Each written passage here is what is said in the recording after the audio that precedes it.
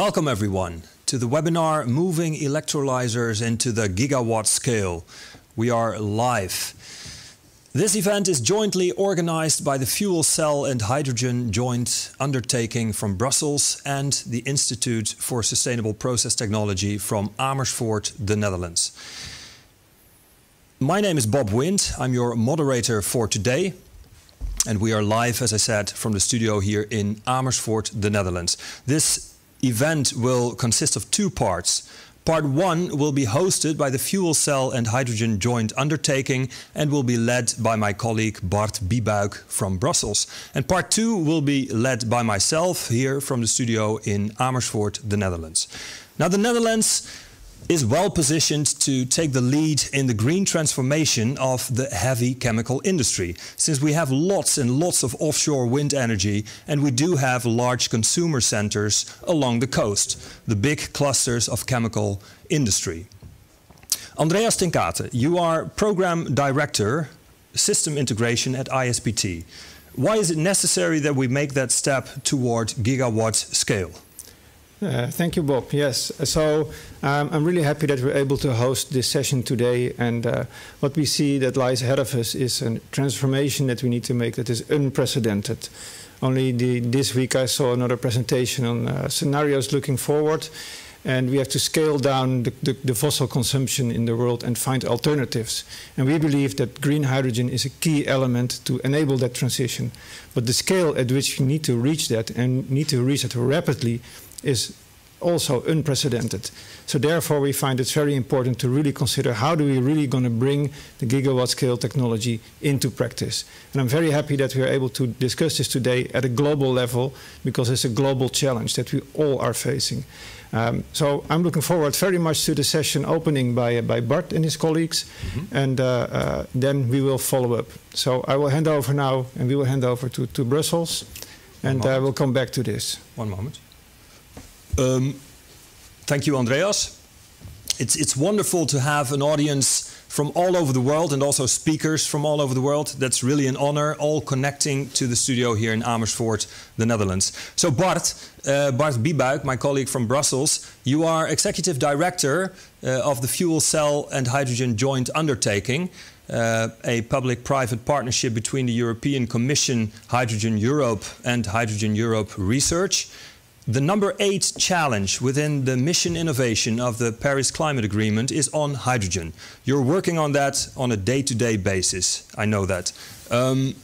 One basic question before you start your webinar part from my side is, we collectively want to make this step toward gigawatt scale. Bart, what is needed for that?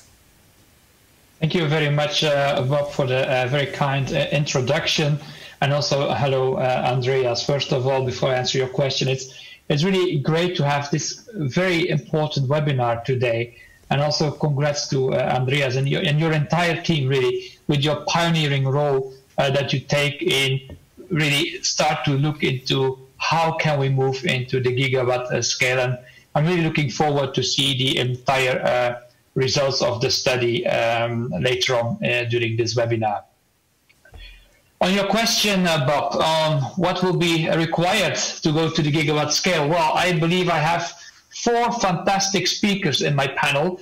I will introduce them later on who will exactly answer that question. And if not, later on I have a Q&A where I will try to go a bit deeper to really get all these answers on the question. But I can tell you a lot of things will be required for that. I just shortly prepared a few slides to introduce a little bit who is the FCHJU, but also a little bit mission innovation and what we achieved so far, and a very important also announcement I want to make.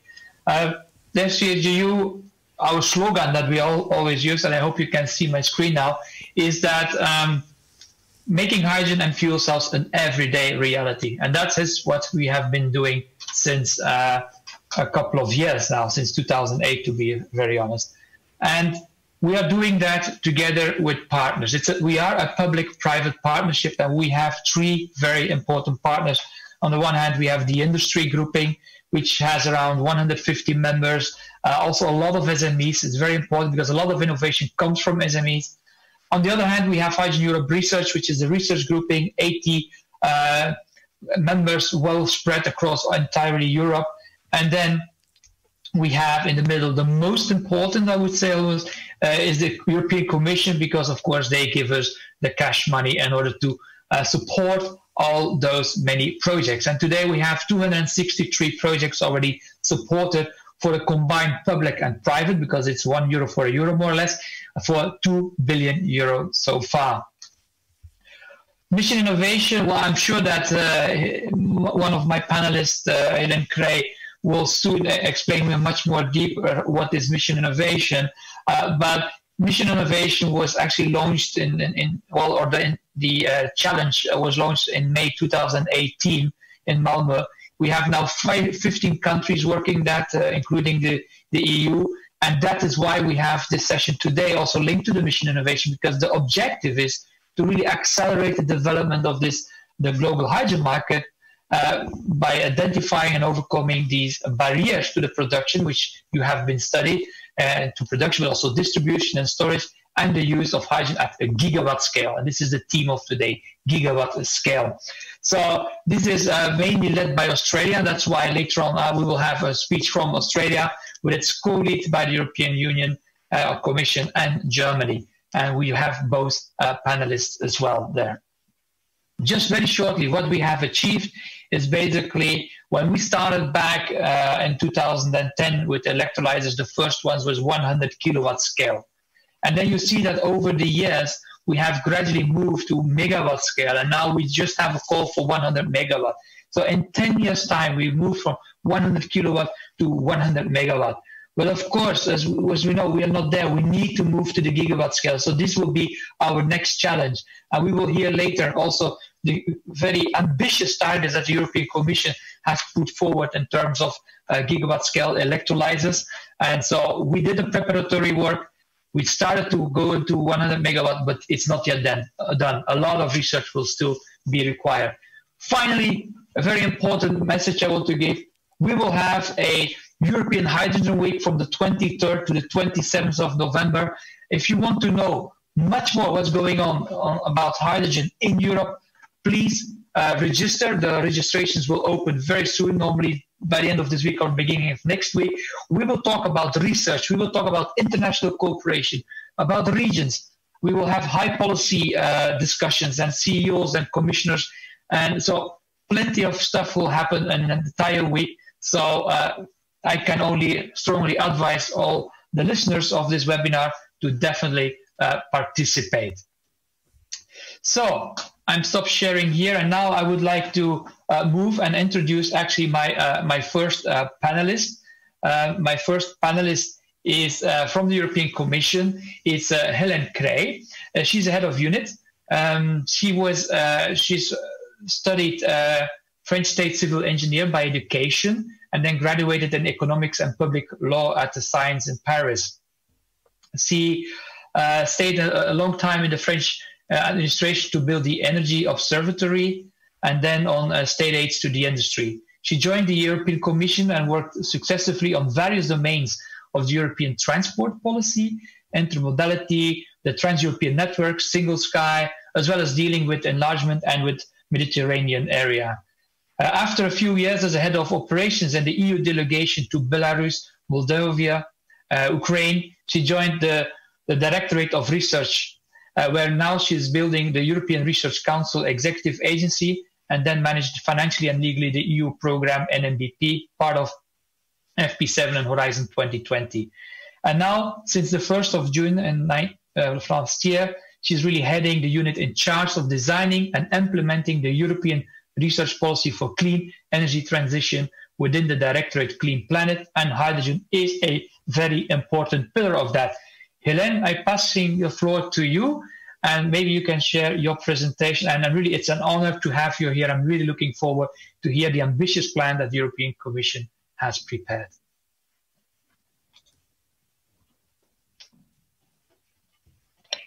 Thank you, Bart. There seems to be a problem with the video, because I have tried to put the video. It doesn't. It gives a photography, but okay. Believe I'm really speaking. I try again. Maybe you can share your presentation. That would be great. And I didn't prepare a presentation because I was given 8 minutes. So I say in 8 minutes, that's very short. No problem. I will try Have a talk. to stick to that. The first point is, the first point is to thank you for the invitation. Thank you for the kind work. The kind words, I don't deserve them, but you do deserve a lot of kind words yourself for the enormous work that the FCH has been doing. Now we really appreciate that. The first point maybe I would like to insist is that our EU strategy on hydrogen will need an enormous ramp-up of deployment, a really big one. It's amazing, and it's at a magnitude which was not foreseen in the past. And this ramp-up is both in quantity, and we are speaking today on that, but also on decreasing the cost, and we are also speaking on that. But there is a third point, which is also making this deployment so important. It aims at reducing the dependence towards green energy imported from outside. So it's very important that we create our own capacity in the EU. The second point, maybe because you asked me to focus a little bit on the international and mission innovation, it's clear that hydrogen being an enabler, we need to insert our strategy inside. We need to have it consistent with one of our member states, and I would like to here say that how happy we are with so many member states now deploying a strategy for hydrogen. And first, of course, the EU presidency, which is Germany currently. But yesterday I was in another seminar where there was the presentation of the Portuguese next presidency strategy. But also it has to be inserted into the international environment. Because, of course, without proper world infrastructure, we will not benefit from a pure hydrogen economy. We need the infrastructure to be here if we want hydrogen to serve ships, for instance. We need also that the equipments are compatible, so it means a lot of standards. And it means also research and innovation to help the definition of standards, to help also to select the right technologies. About what we will do, for instance, on the international, of course, apart from the usual call, apart from the SEM, apart from IEA, and all what exists, we have a specific action on energy, which is coming from the COP21. This is mission innovation. And mission innovation is finishing the first 5 years, are finishing next year.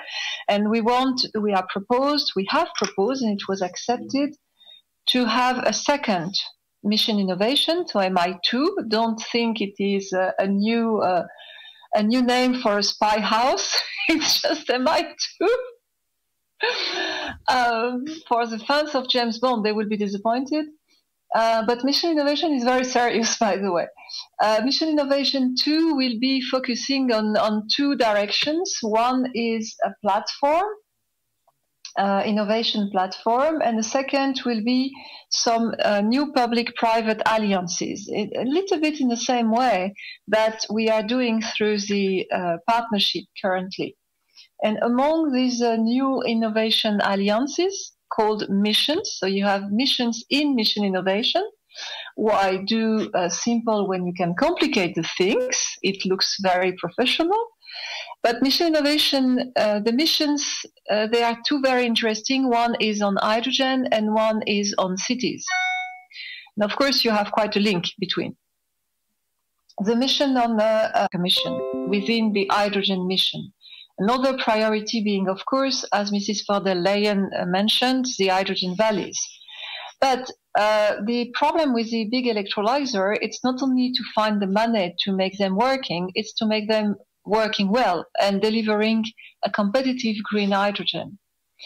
Currently, there are a lot of progresses to be done. The usual way research and innovation is working for deployment or for demonstration is not only to look on economies of scale, but look on the impact on the industrial processes when you scale up from 1 to 100 or 1 to 1,000. And this is not neglectable. Economies of scale are not enough. When you go to vast dimensions, you change the processes. You change some security requirements. You also change the amount of materials. You change the equipment. I mean, all that needs research. And this is a very important part of research, where we will be helping the EU industry to keep its leadership position. That's also very important.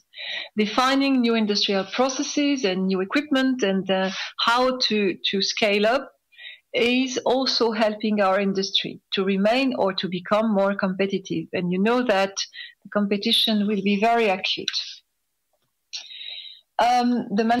My previous job was in industrial technology, so it's something we have looked very carefully.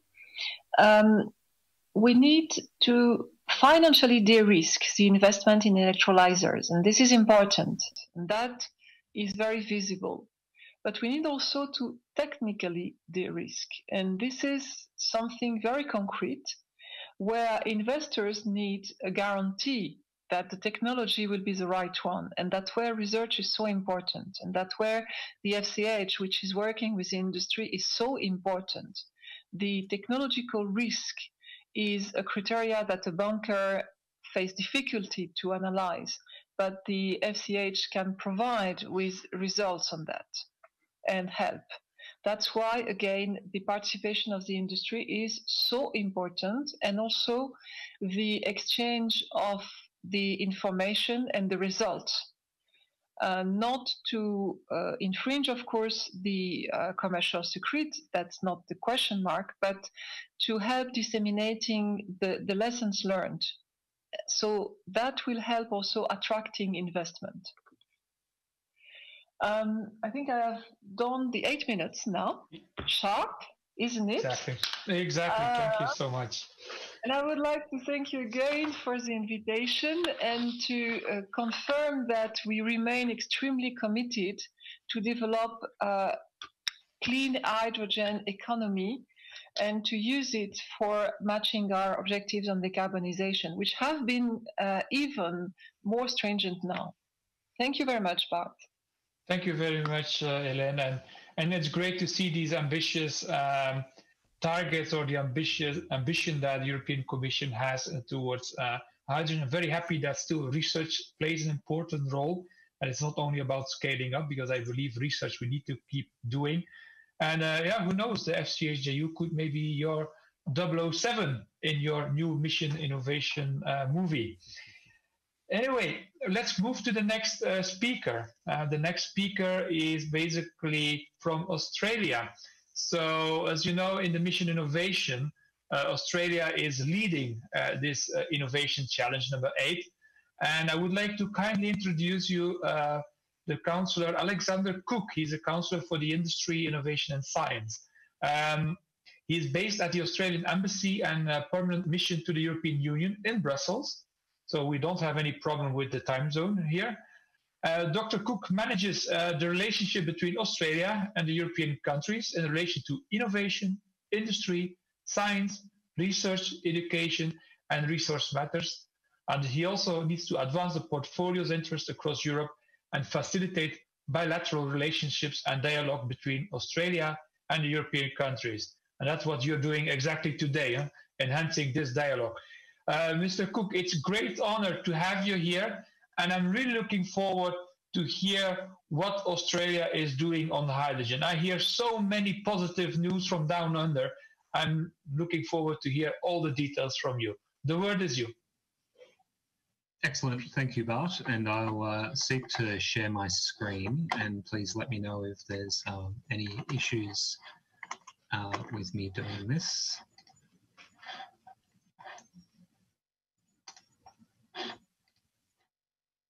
Okay, I'm hoping that that's working now. Perfect. Yeah, perfect. Great. So thank you, Bart, and thank you for the opportunity the opportunity to speak at this webinar on behalf of colleagues in Australia. As you noted, the time zone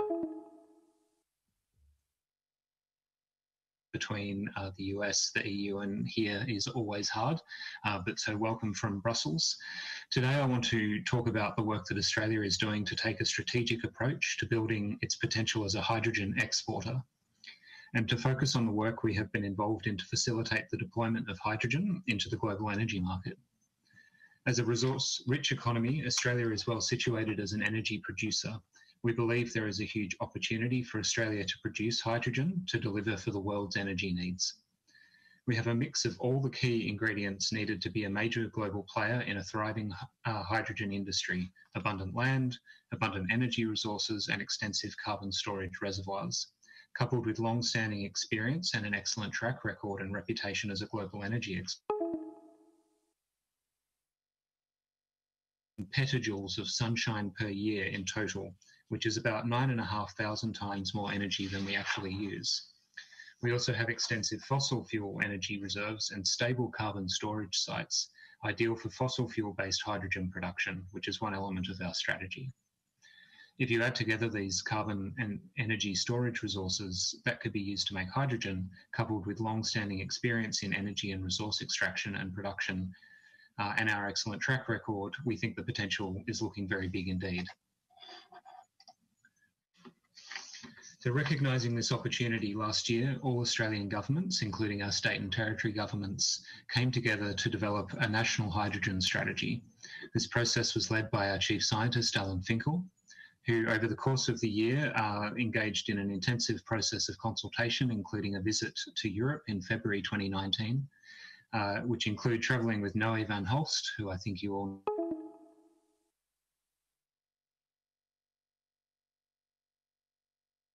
The strategy was released by governments in November 2019 and provides a framework for Australian governments and industry to work together to build our hydrogen industry. It includes 57 nationally coordinated government actions that are the first steps for industry development. I won't go through all 57 of them, but suffice to say that they cover issues around local demand, responsive regulation, international engagement, innovation, research and development, and building community confidence in some of the processes associated. The strategy recognises that the current scale and pace of Australian industry development is uncertain.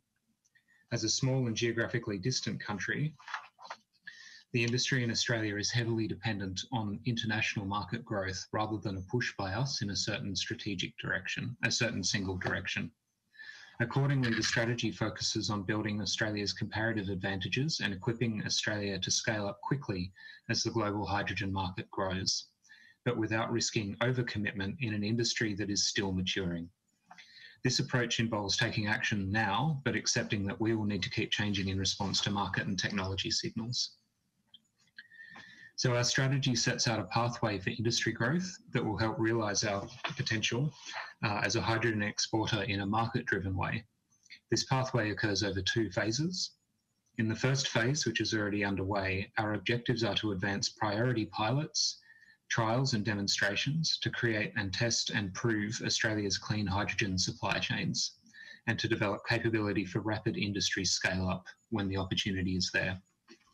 A key feature of this scale-up approach will be creating hydrogen hubs, regions where users of hydrogen are co-located in metropolitan, regional and remote areas. And we're also taking a leading role in the design and development of an international guarantee of origin scheme to track the carbon emissions associated with hydrogen production, production technology and production location. In the second phase, which we expect to emerge from 2025 onwards, activities broaden towards supply chain scale-up and large-scale market activation, as signals around the global hydrogen market will become clearer. At this time, Australian governments may consider providing market activation support, such as financing to support the development of clean hydrogen supply chains, policies to create hydrogen demand, or other policies that stimulate private investment. Governments will focus on establishing longer-term governance structures and market settings, which will be designed to foster industry growth and competition, ensure community safety, protect the environment, and provide broader benefits to Australians, and to support ongoing innovation.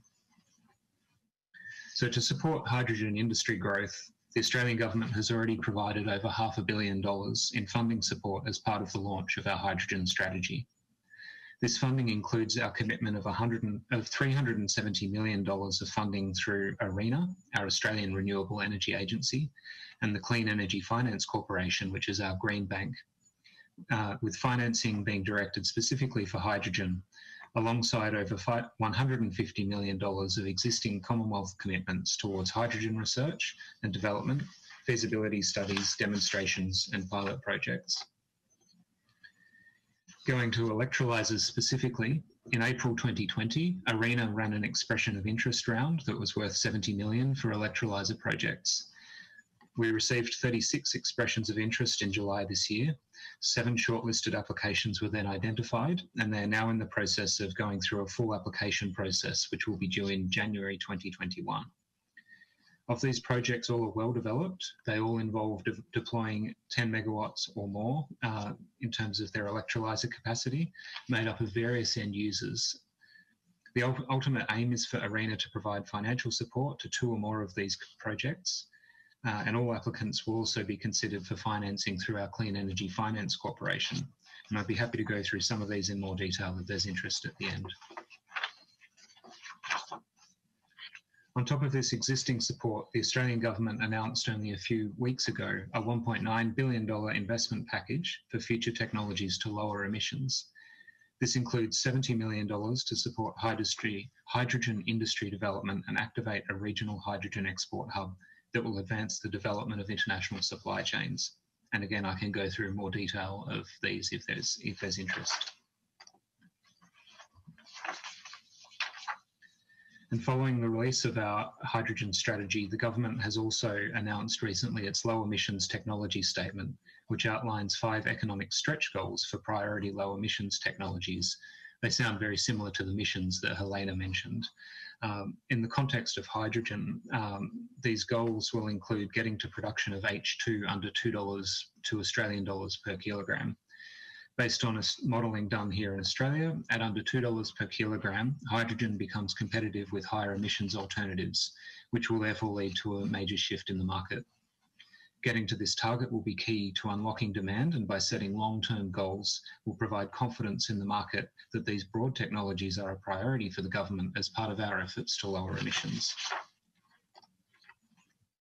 Finally, as I mentioned earlier, Australia has a significant potential as a hydrogen producer and exporter. And to ensure Australia capitalises on our export opportunities, we have been and will continue to engage internationally to advance Australia's hydrogen interests.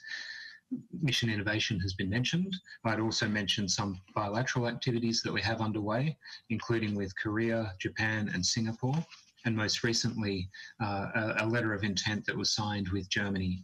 And again, I'd be happy to go through this in more detail in the panel discussion. And we're also engaging in key multilateral forums in order to shape the rules for hydrogen trade and investment, share best practices in R&D and deployment, safety and community engagement, and to foster private sector investment. So the aim of this work is to stimulate international R&D collaboration aimed at accelerating hydrogen development. So as I've outlined, Australia's primary focus is to position us as a net exporter of hydrogen. We will get to the right settings quickly to position Australia as a global player and a significant producer of the world's energy needs in the coming decades. Thank you for your time and the opportunity to present. Thanks, Bart. Thank you very much, Alexander, and great talk, really great talk. And I see that you're really focusing on export, and who knows, one day maybe we will import hydrogen from Australia. And I think you touched upon a very important thing, that was the guarantees of origin. I think indeed it's important that the green hydrogen or renewable hydrogen that we're talking about here in Europe, it has the same definition also in Australia. And it's great to see the work that you're doing on that. And I think we are working well together in that in the IPHE, and looking forward to the results of developing those guarantees. So just for our audience, I mean, if you have questions to our panelists, please drop them in the chat box or in the Q&A part, because later on we will have a chance to ask our panelists some questions also from the audience. So do not hesitate. Co-leading with the European Commission, the mission innovation. I will go to Germany. Guten Nachmittag. So we have Julius van der Ooyen here online. Julius actually completed his physics study in 2018 with a PhD of the George August University of Göttingen and the Massachusetts MIT. As a part of his work, he researched the development of catalysts for electrolysers. So he's a very deep technical guy, that's clear, and the production of solar fuels. When he moved to NOW in 2018 as a program manager for international cooperation, he worked also for the Federal Environment Ministry, among other things. He analyzed the potential of defining guidelines, criteria for hydrogen and fuel cell technology in emerging and developing countries. Since 2020, he has been program manager for international energy concepts and is responsible for the conception, design, and implementation of the funding program for off-grid and decentralized power supply with hydrogen and fuel cell technology via the Environmental Technology Export Initiative of the Federal Environment Ministry, along with scoping the hydrogen mission as a part of the second phase of mission innovation. It's a lot of work you have, Julius. And maybe just to be clear, normally we would have Christophe, but I heard, Julius, that Christophe unfortunately is a bit ill today. I hope it's not too serious, but we are so happy to have you here to replace Christophe. Julius, the word is yours. Thank you very much, and I'm happy to present on behalf of NOW, although admittedly this was kind of on short notice, but I'll try to remain in time and give you as much insight as Christophe ideally would have given you. So let me just share my screen, and if you could please verify if you can see my screen. That'd be great. Okay. Yes, perfect. We can see it. Just put it in presentation. Yeah, perfect. Great. Oh, perfect. Okay. So as this panel or as this event is dedicated to scaling up electrolysis, I figured I give you a very short wrap up of the recent developments and sort of the spotlights of what the National Hydrogen Strategy provides us with. So NOW as an organization, without going into too much detail due to time, is a government-owned organization which historically was more focused on mobility application, hydrogen and fuel cell technologies, as well as other modes of transportation or other energy carriers. But portfolio and are now growing more and more into the energy space. And speaking of growing and developments, the most recent one is, of course, the National Hydrogen Strategy in Germany that was launched in summer of this year, which includes 38 measures, which is quite a lot. So apologies if I cannot go into too much detail today. But you can see that these 38 measures are backed with a substantial funding of 9 billion euros, along with a timeline of the first phase of 3 years, with the attempt or the goal to establish a national market while preparing the steps for the next phase of the hydrogen economy. And I have to admit and to mention and highlight that these measures really represent the first national sort of statement and approach to include all the different perspectives that are associated with hydrogen and its role in a holistic approach, a cross-ministry approach. And therefore, it includes both existing measures, combining them, coordinating them, and extends them by the definition of additional questions and parts. So when talking about the hydrogen strategy, one very apparent and very prominent figure is the target of 5 gigawatts electrolysis capacity by 2030. Which of course is something that is very valid, but you have to ask yourself, how do you get there? And of course, one of the key messages is always cost, but also one of the barriers remaining is that we need to create demand. One of the biggest single chunks of the funds is dedicated not specifically to hydrogen, but rather to derivatives of hydrogen. So when talking about cost, you can picture yourself or picture the challenge by understanding that cost has a strong technology component. So of course, when talking about electrolysis, there's always room for improvement. You can improve the technology, R&D projects, increase efficiency and so on, and durability. But of course, cost has also, in Germany in particular, a very strong regulatory component, which I will present in the next slide. And in the end, you need to create a market demand for these green molecules that you're generating.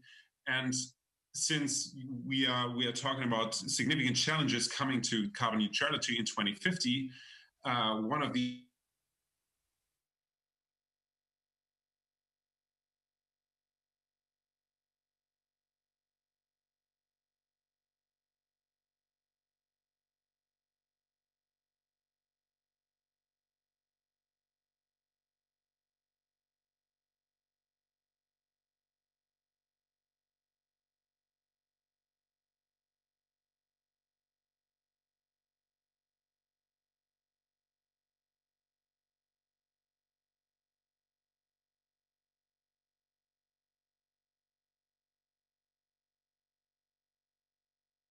one additional component that is very specific for Germany is the discussion surrounding regulatory framework. One important component for cost is, of course, the electricity pricing. And as you can see here, and this is part of one extensive study that we've conducted in 2018, is the different price components of electricity in Germany. And you can see that the biggest parts of it are composed of taxes and levies. So this just gives you an idea what kind of room for improvement we have in Germany. So the hydrogen strategy specifically names these regulatory challenges. So adapting the renewable energy law, assess possibilities with the CO2 pricing, and of course also addressing the ability to create new business model, in particular unbundling the electricity operators to allow new business models. And last but not least, the challenge remains to create demand, and part of which is also associated with regulatory framework.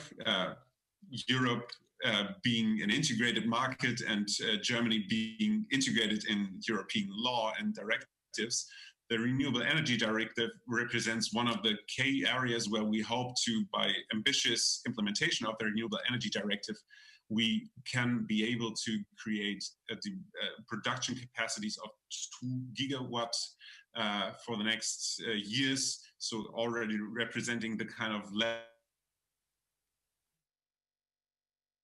very important one. The next step is, of course, creating demand, talking about mobility applications. And one of the, approaches that is also very much prominent in the European approach is bundling and supporting these early markets. In Europe, on the H2 Valley platform, in Germany, we call them high performers.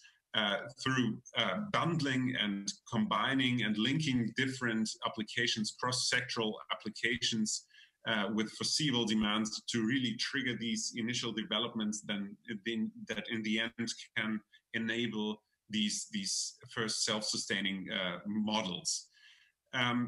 But of course, if we talk about goals of 2030 or even 2050, the next key challenge is, when talking about creating demands, is to get these big consumers into the market. So a lot of is dedicated to chemical industry, chemical processes, and steel processes, steel production processes, to really get these first pilots that even within these first phases would be able to create substantial demand in the market at a technology readiness level where we can drive the next steps of development.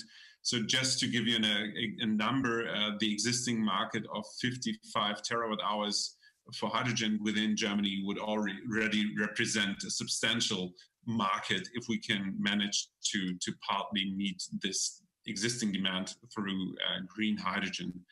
And I hope I did not take too much of your time, and would like to thank you for your attention and close with that. Thank you, Julius. I'm happy to see also the high performance that you have, this hydrogen valleys that we have in Europe, but also like in Australia, we have the hydrogen hubs. So it's good to see that everybody is looking a bit in the same direction, of course, with different names, but probably one of the first areas where we will see gigawatt electrolysers being deployed will be in one of these hubs or high performers or valleys that we call all like that. But again, I believe I need to thank also what Germany did, because 9 billion euro you put forward of federal funding. That's an amazing, a lot of money. And what was beautiful to see that afterwards, we suddenly also saw France putting a lot of money. Then we saw Spain putting a lot of billions of euros. So we said it triggered also other member states to also commit money into hydrogen and fuel cells research, demonstrations, and scaling up. Well done from Germany. Thanks very, very much for your talk, and looking forward to the panel discussion, Julius. Okay, we go to the final panelist, and this is a lady with whom I worked already quite long. She's really doing an amazing job in the US, and she was also one of the very first pioneers. I welcome hereby Dr. Sunita Sachipal. Hello, Sunita. It's great to have you here. Hi, Bart. Sorry. Well, Dr. Sunita is the director for the U.S. Department of Energy's Hydrogen and Fuel Cell Technology Office within the Office of Energy Efficiency and Renewable Energy, and is responsible for $150 million per year in hydrogen and fuel cell R&D. What an amazing number. She has 2.5 decades of experience across the industry, academia, and government, including at United Technologies, managing the research and business development, and as a visiting professor. She is also the current chair of the IPHE, so the International Partnership for Hydrogen and Fuel Cells in the Economy, a partnership among over 18 countries, really with the aim to accelerate the progress in hydrogen. That's what we're doing here all. And she received her PhD from the Columbia University and did postdoctoral work in applied and engineering physics at the Cornell University. She has enormous amount of numbers of publications, including Scientific American, patents. So she's a real specialist and a pioneer in the field. I have my deepest respect for what Dr. Sunita Sachipal has been doing so far. The floor is yours, Sunita. Thank you. Thank you so much, Bart. And first of all, I do want to thank the organizers. It's such an honor to be here and really enabling gigawatt scale.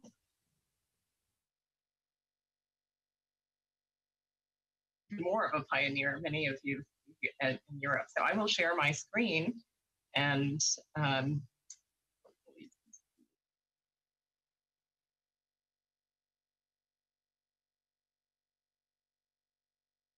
okay. So yes, we can see perfectly.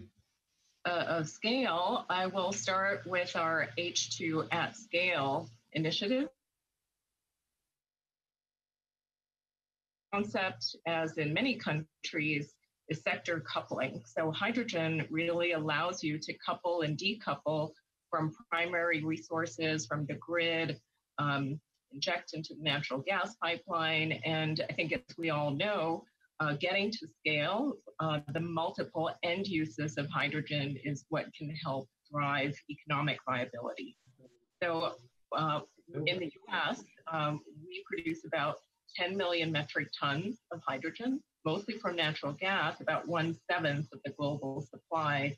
But we see the potential for a 2- to 4-fold increase, economically viable increase. So our strategy is really threefold. First, scale up technologies in various sectors. And second is continue R&D. So I'm glad, as you mentioned, Bart, as well, that's very important. And again, a major cornerstone of this workshop. And then third is address enablers.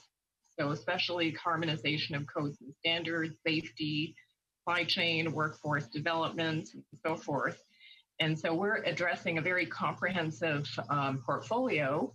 You can see covering fuel cell work, hydrogen, which includes electrolysis, multiple approaches to hydrogen production, infrastructure, what we call technology acceleration and systems integration to help scale up, as well as safety codes and standards. And what I wanted to cover is really how we do some of our work. We have a twofold strategy. One is for the R&D. Some of you may be familiar in the US, we have DOE National Labs, very unique capabilities, 50 Nobel Prize winners. And our goal is really to mobilize that resource, have consortia where industry, universities, labs can work together. And we just announced 2 new consortia, H2New and the Million Mile Fuel Cell Truck Consortium. So this is 100 million over 5 years, and H2New will really focus on how can we get the cost down for electrolyzers. And then we also have later stage work partnering with industry, so cooperative research development agreements, and a number of projects with industry to scale up. So what I'd like to do is give you just an idea of where we are in terms of electrolysis. And again, the preview, because this workshop is so critical, and there are many different assumptions of, where are we in terms of cost. There was a US industry-led roadmap, and we also showed DOE analysis $800 to $1,500 a kilowatt for actual low volume cost. And I think there's consensus industry feels we can get to about $400 a kilowatt. And so the question is, how do we get down to $2 per kilogram? That is also our target. Hydrogen from natural gas is less than $2 a kilogram. So the question is, how do we get there? And here's another example of analysis by IEA showing if you're only using and number of projects with industry to scale up. So what I'd like to do is give you just an idea of where we are in terms of electrolysis. And again, the preview, because this workshop is so critical, and there are many different assumptions of, where are we in terms of cost. There was a US industry-led roadmap, and we also showed DOE analysis $800 to $1,500 a kilowatt for actual low volume cost. And I think there's consensus industry feels we can get to about $400 a kilowatt. And so the question is, how do we get down to $2 per kilogram? That is also our target. Hydrogen from natural gas is less than $2 a kilogram.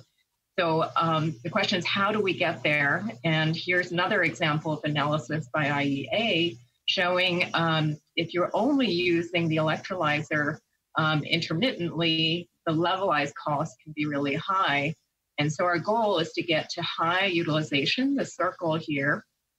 So full utilization, if we can get down to 3 cents a kilowatt hour, that's what's very exciting now. We're seeing solar and wind already down 3 cents a kilowatt hour. We can get to less than $2 per kilogram.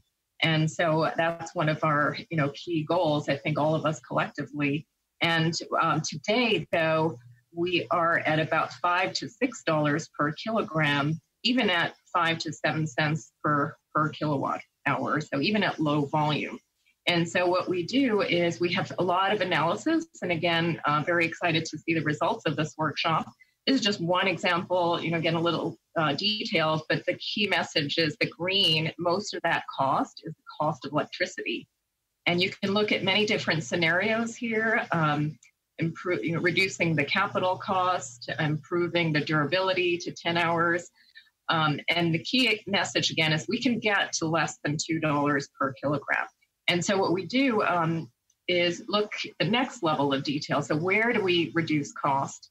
Again, these are examples of analysis, and again, really look forward to the results of the workshop. So we're happy to share, where are the big cost drivers? And so we have both the R&D, and so this is PEM electrolyzers as well as high temperature electrolyzers that we're also supporting. And again, I think the key message is for all of participants to see what more can governments like ours do to support the R&D. And then finally, besides the R&D, I want to really emphasize scale. So we have a number of activities. Again, analysis is really critical. So we look at resources across the US, solar, wind, nuclear, and then for the first time, we've looked at very comprehensive demand potential. So I think, as was said, we need to try to co-locate production and demand. We have various industry projects, announcements, 5 megawatts, 20 megawatts, tens of megawatts, and we just launched some new H2 at scale projects. Again, multiple applications, marine, large data centers, solar, wind, other renewables, even nuclear. So different regions around the country now starting to scale up with hydrogen. So what I'd like to do next is really just try to emphasize the importance of integration. And so we heard a lot about the R&D, but as we look at integrating the electrolyzers with the grid, also looking at nuclear baseload, we also are integrating with a fast charger, because electrolyzers, in addition to providing hydrogen, also can provide very good dynamic response and load following capabilities, grid services. So really many, many advantages. And so I think that concept of two-pronged approach of R&D plus scaling up is really the key.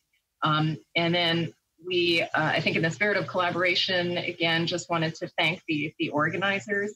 I think it's great to see all the different parties involved here, the multiple countries and the different diverse stakeholders. So I like this quote, which I always end with, a whole orchestra to play it. So I think the researchers, government, industry, investors, the different financing mechanisms. We also have a loan guarantee program, innovative financing, actually 20 billion available for energy infrastructure projects, including examples like electrolysis.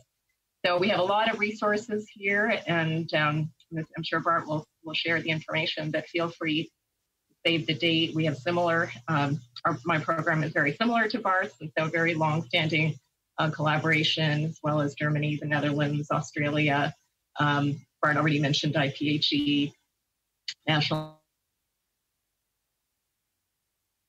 organizing this workshop. Thank you very much, Sunita, for this wonderful presentation. I like very much the hydrogen at scale concept. It's very clear. You look at scale, and that's where we need to go to. And with the gigawatts, for sure, we need gigawatt electrolyzers to go at scale. There were already plenty of questions in the chat box. I will go through that, but maybe everybody can just put on his camera for the panel. And then I would like just to start asking a bit of questions, because we are a bit like 5 minutes delayed. That's still okay. Maybe the first question I would like to ask to Helene, if you're still there, Helene. Yes, I think she's still there. I am. Great. Good to be back. I hope you enjoyed all the presentations. Helene, so the report that we will see very soon is the Gigawatt Green Hydrogen Plan. It's really, you see a fantastic overviews of the challenges that are really in front of us to reach really this gigawatt scale. And clearly, I mean, as a pioneer, the Netherlands is really setting the tone in their ambitious case study, where they naturally put the focus on the Dutch context. They have a couple of examples there. Abstracting from this example, do you think that we need a similar study on a European or even a global scale?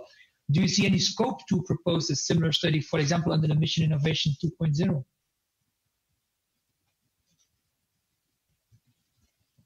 Well, we are currently, it's a complicated question because you raise it a little bit too early.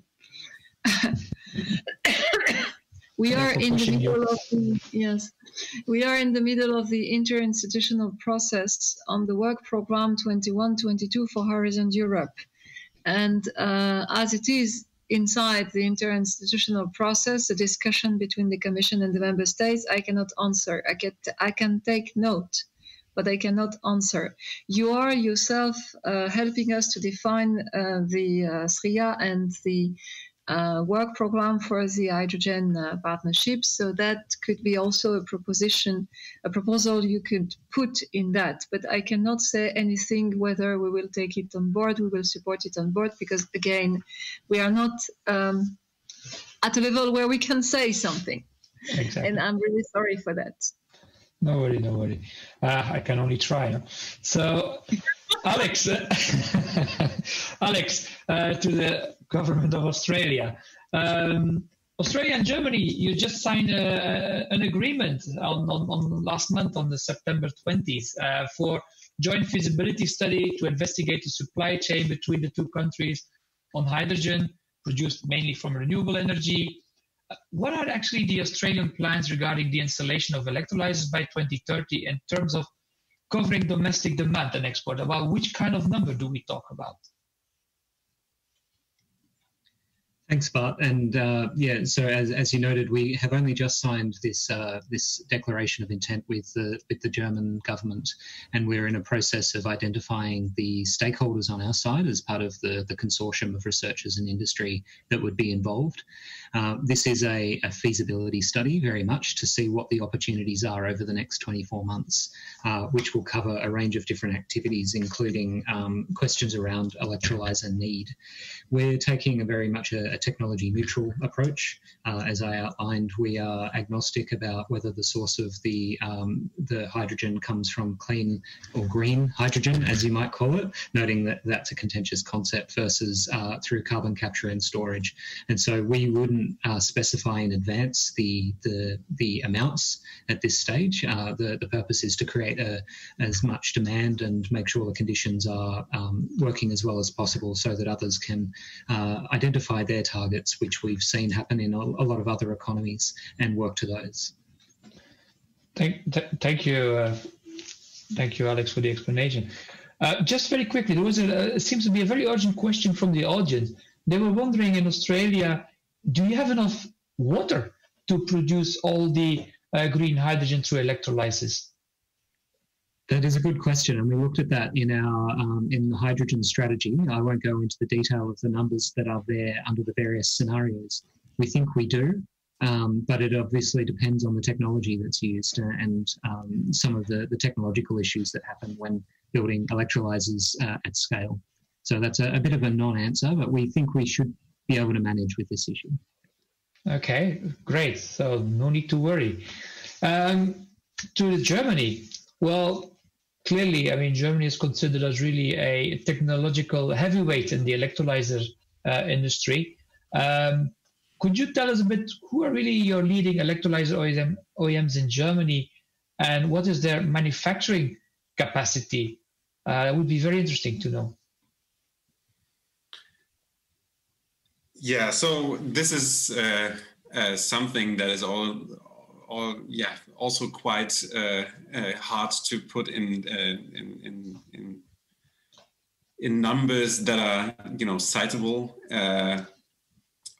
We do have the big heavyweights, if you will, the sort of ThyssenKrupp and Siemens that are well known around the globe. We know that they are scaling up their facilities, also moving and extending their portfolio of modules, so extending the platforms step by step to I think 20 megawatts is now the Siemens module. Thyssen was part of the consortium that was, was successful in the tender in NEOM, for instance, so providing the 2 gigawatts there. We've seen that, for instance, Thyssen has been able to scaling up from 600 megawatts in 2018 now to a gigawatt in 2020. So there's the movement on the sort of industrial plant manufacturing side.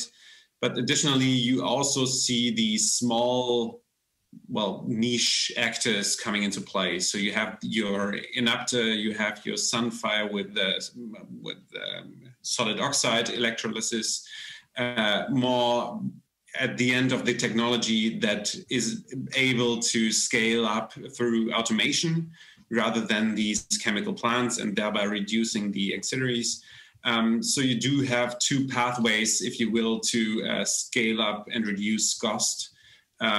So depending on what kind of product you're looking at, the small decentralized appliances of electrolysis, or your big electrolysis plant that is combined with ammonia, for instance, you do have different actors, and you do see different scales being announced. Thank you very much, Julius, for this clear explanation. And Sunita, I see I also have here a question for you from the audience. One of the questions they have is that the strategy in the US looks like it's rather focusing to PEM rather than alkaline. Is that correct, or is it a misunderstanding? No, I think I focused on PEM. We have a pretty broad portfolio. There's the conventional alkaline, which is already there. And so, for example, even with some of the industry players, we're seeing conventional alkaline for like the heavy duty trucks or on-site hydrogen production. But just as in other countries, there are many benefits for PEM, the dynamic response, the turn down, and scaling up, eventually cost, not having a liquid. And so we're looking at PEM, but we're also looking at high temperature electrolysis. So we have some projects, both R&D as well as demonstration, chemical, get higher efficiencies. But then we also have AEM, so alkaline exchange membrane, next generation alkaline, that's also being looked at, but that's much earlier stage. Yeah, it's great to see that we still have a lot of research to be done. But so we will probably use the right technology. A question that I have is that, as we heard, Australia is really interested to export hydrogen. It's clear. Would, for example, the US be interested to also export green hydrogen to Europe one day?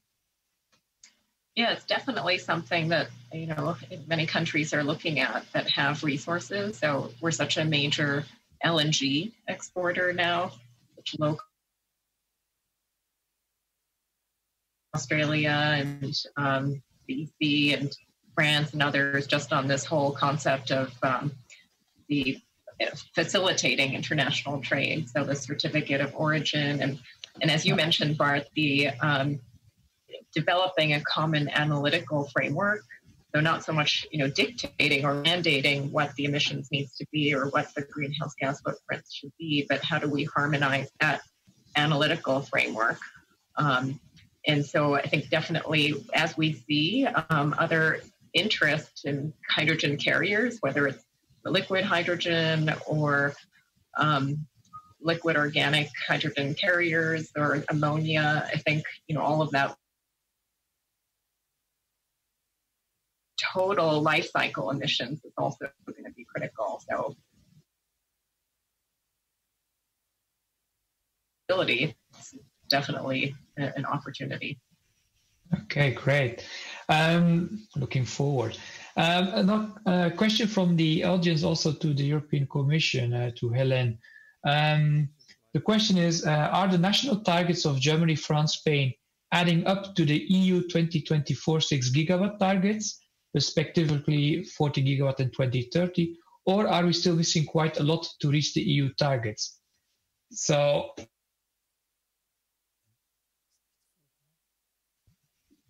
it's quite straightforward answer, I guess.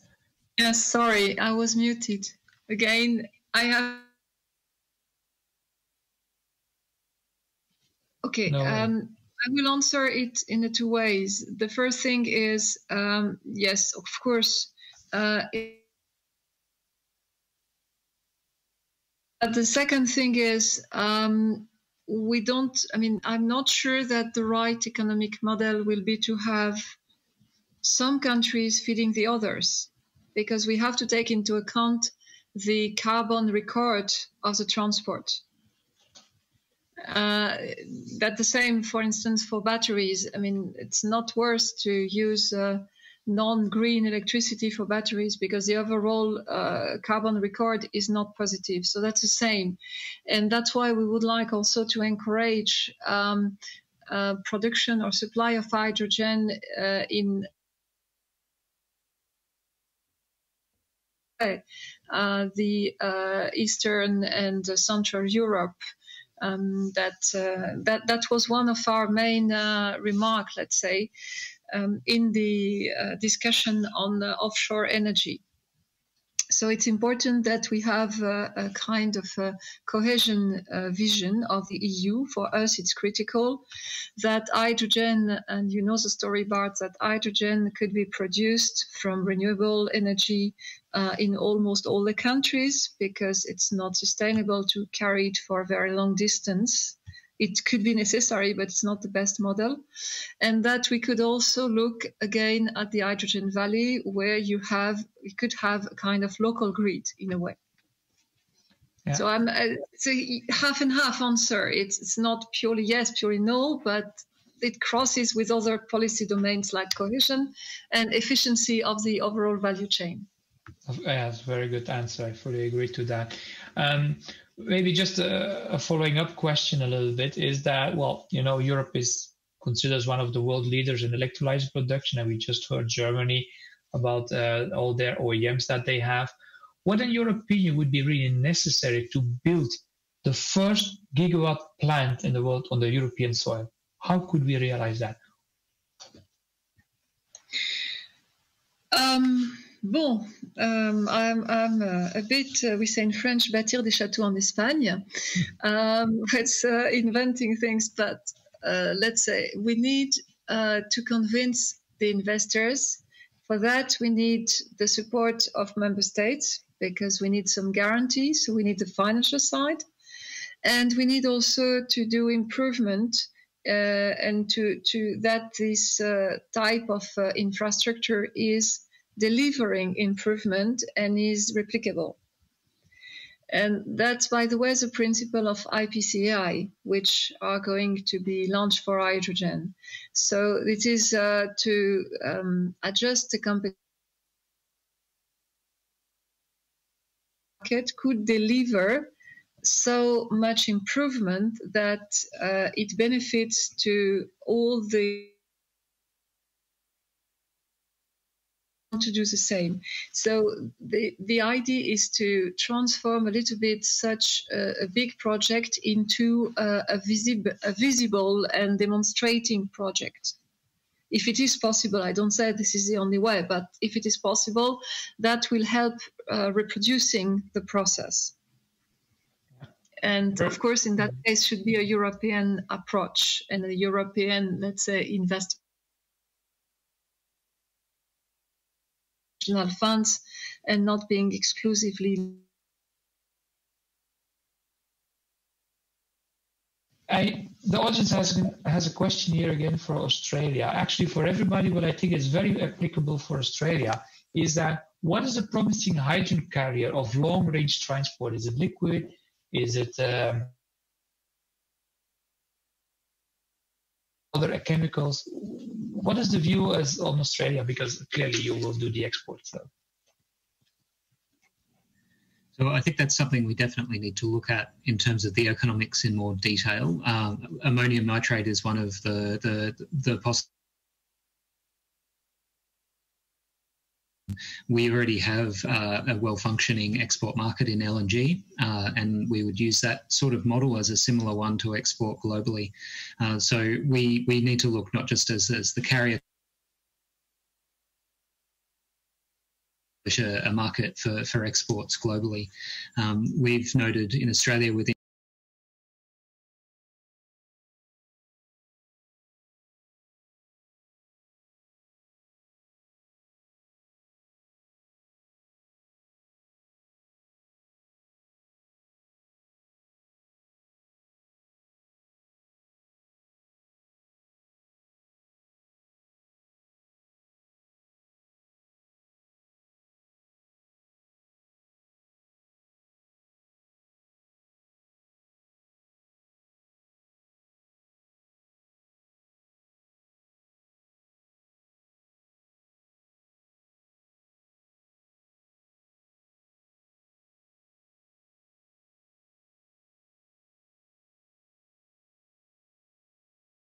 box as well is that which end users, industry, public transport, or etc., can play the main role in the hydrogen demand in the short term.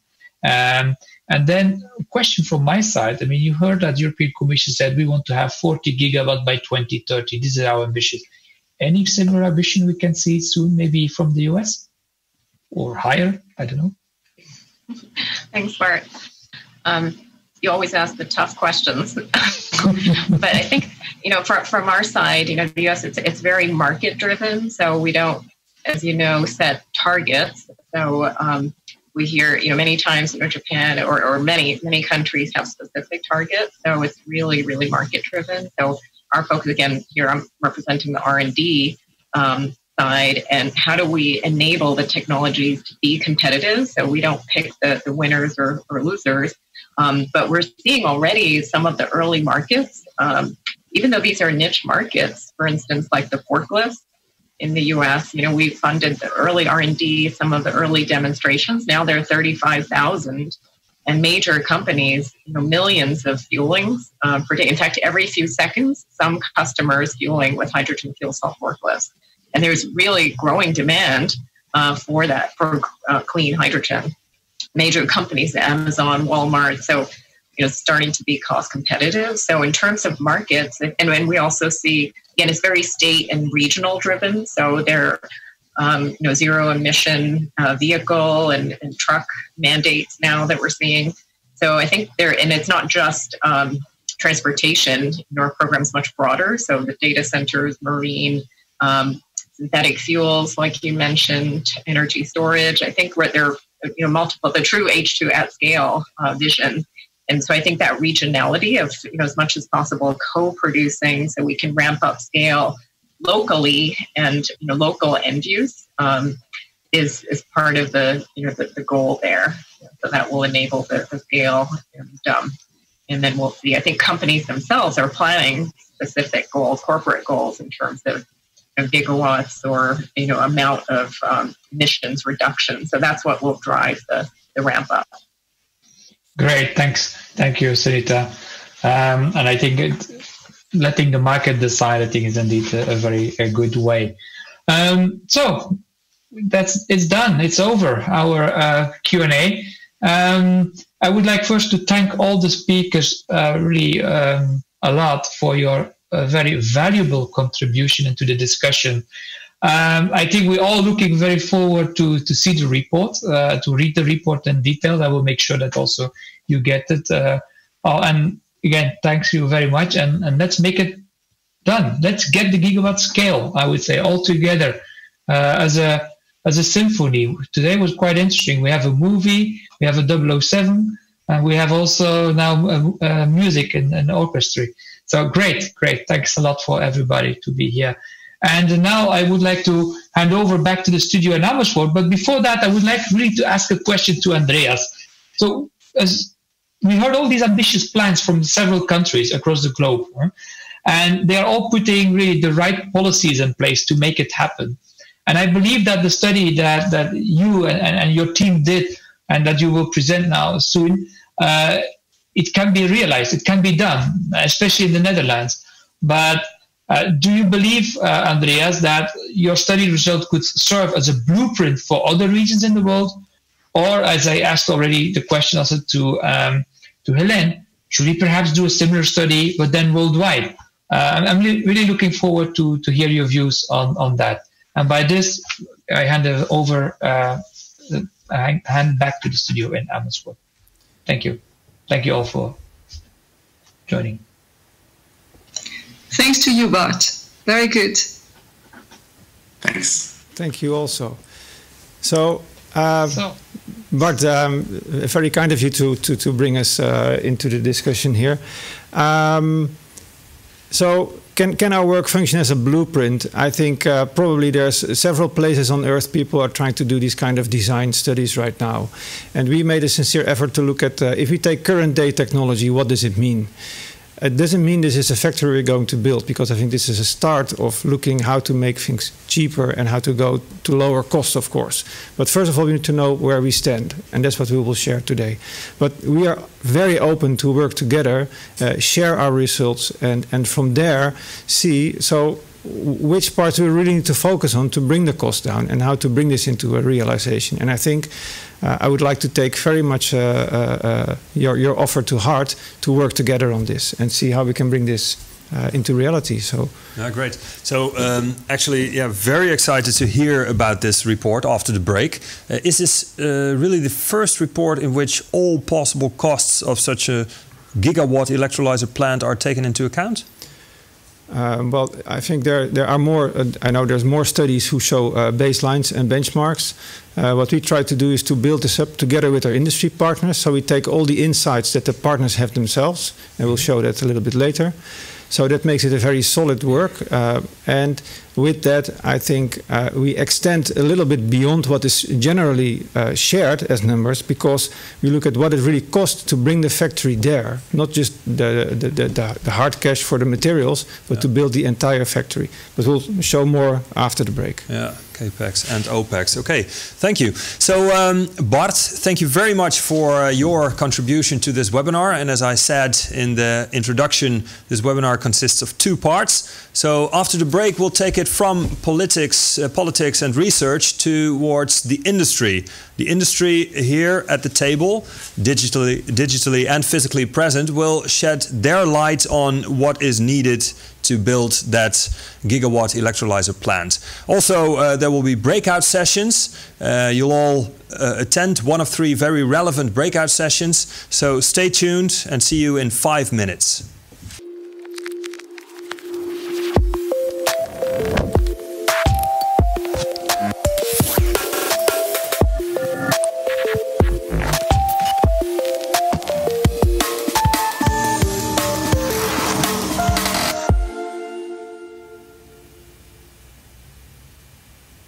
Yes, welcome back to the studio here in Amersfoort, the Netherlands, and welcome back to the second part of this webinar, Moving Electrolyzers into the Gigawatt Scale, because that is what is needed to be done. So we have a full program for the next 2.5 hours, so let's start right away with our keynote speaker, Marco Waas, Director RD&I and Technology at Nourion. And it's an honor to have you here, Marco, because you're also the chairman of the board of directors of ISPT, the Institute of Sustainable Process Technology. Now, before you start your presentation, Marco, and I believe your presentation is also on this topic, but just a few words on your vision. What are the main challenges that Nourion and GasUnie face in Delfzijl, where you intend to build a 20 megawatt electrolyzer plant? Yeah. Well, I think there are multiple, and I will touch upon it a bit more deeply in my presentation. But it's not only technology. Mm-hmm. Technology is a key thing, right? And we can still improve the technology, and we still need R&D for that. Sure. But it's also very much about financing. It's very much about the detailed engineering. It's very much about the markets and how the markets, because if there's no market, there's no product to produce, right? So it's a very multifaceted thing. And it's all about building new value chains, right? I think that's the challenge. So the basic technology is there, right? Mm-hmm. That's proven. And now we have to scale it up, and we need to, of course, make it more efficient. All right, thanks. Please continue with the presentation. Yeah. Oh. Yeah, so my presentation, I'm taking it a little bit into the circular economy part, right? So it's this morning we talked a lot about hydrogen, and that's very important. It's a key building block. But I want to take it a little bit further, basically transforming the chemical industry into a circular economy. And on this picture, you see a bit the start of that. It is the cluster of Delfzijl, the chemical cluster in the north of Holland. And there you see already the transformation a little bit in motion. You see the windmills, right, which are delivering the green energy. You see a big dome, which contains purified salt. And we take that at the moment to electrolyze the brine coming out of that into caustic, chlorine, and hydrogen. We're already producing that at the time. And then in the other factories on the side, which I will not depict out in detail, they will take those chlorine and this caustic and this hydrogen to make other products, right? And the key challenge now for us is to actually basically modify and transfer these clusters into a circular economy cluster where hydrogen plays a key role. This is also the site where we have the project which you mentioned, right? The Jules project together with GasUnie into a 20 megawatt, 30 bar alkaline electrolyzer. So if you go a little bit deeper in terms of the transition, as I said, it's all about the chemical industry. We know a lot of what we need to do about green energy. It's solar and wind. Again, we have a big step to take, but we know how to do that. The technologies are there, we need to roll it out. And again, a lot of effort needed, but we know what to do there. Now we need to actually take on the materials. The materials which you have all around us, here in this table, in this glass, how to actually make those more circular. And for that we need not only hydrogen, but we also need a carbon source. And carbon we can get from waste sources. It can be plastic, it can be waste gases from the steel industry or from the cement industry, or we can have bio-based chemicals in terms of materials in terms of carbon source. And then the discussion is how much will be circular, how much will be bio-based. Well, I think it's about 80-20, 80 circular, 20 new, but that's a whole discussion on how we actually get our hands on carbon. But then if we have our hands on carbon, circular carbon, bio-based carbon, with hydrogen, we can actually rebuild the chemical industry and make all the products we need from that. Right? An example I can show you in terms of methanol as a key building block of the chemical industry. It's a key building block, 80 million ton market globally, growing 4% a year, currently produced from natural gas, from coal, and only a little bit, as you can see, from biomass. But that building block of methanol is used to make a lot of derivatives, right? You can make acetic acid from it, you can make DME from it, biodiesel and things like that. And they, in turn, then end in the market products we will consume. So by having a circular carbon, by having a green hydrogen, making these building blocks, we can actually basically make our materials circular. And that is, for me, the key challenge, right? And that's why we need hydrogen. As I mentioned already in the answer to your question, there are significant hurdles to overcome. Some of them are technical. Yes, we need more research about new materials, cheaper materials, efficient materials.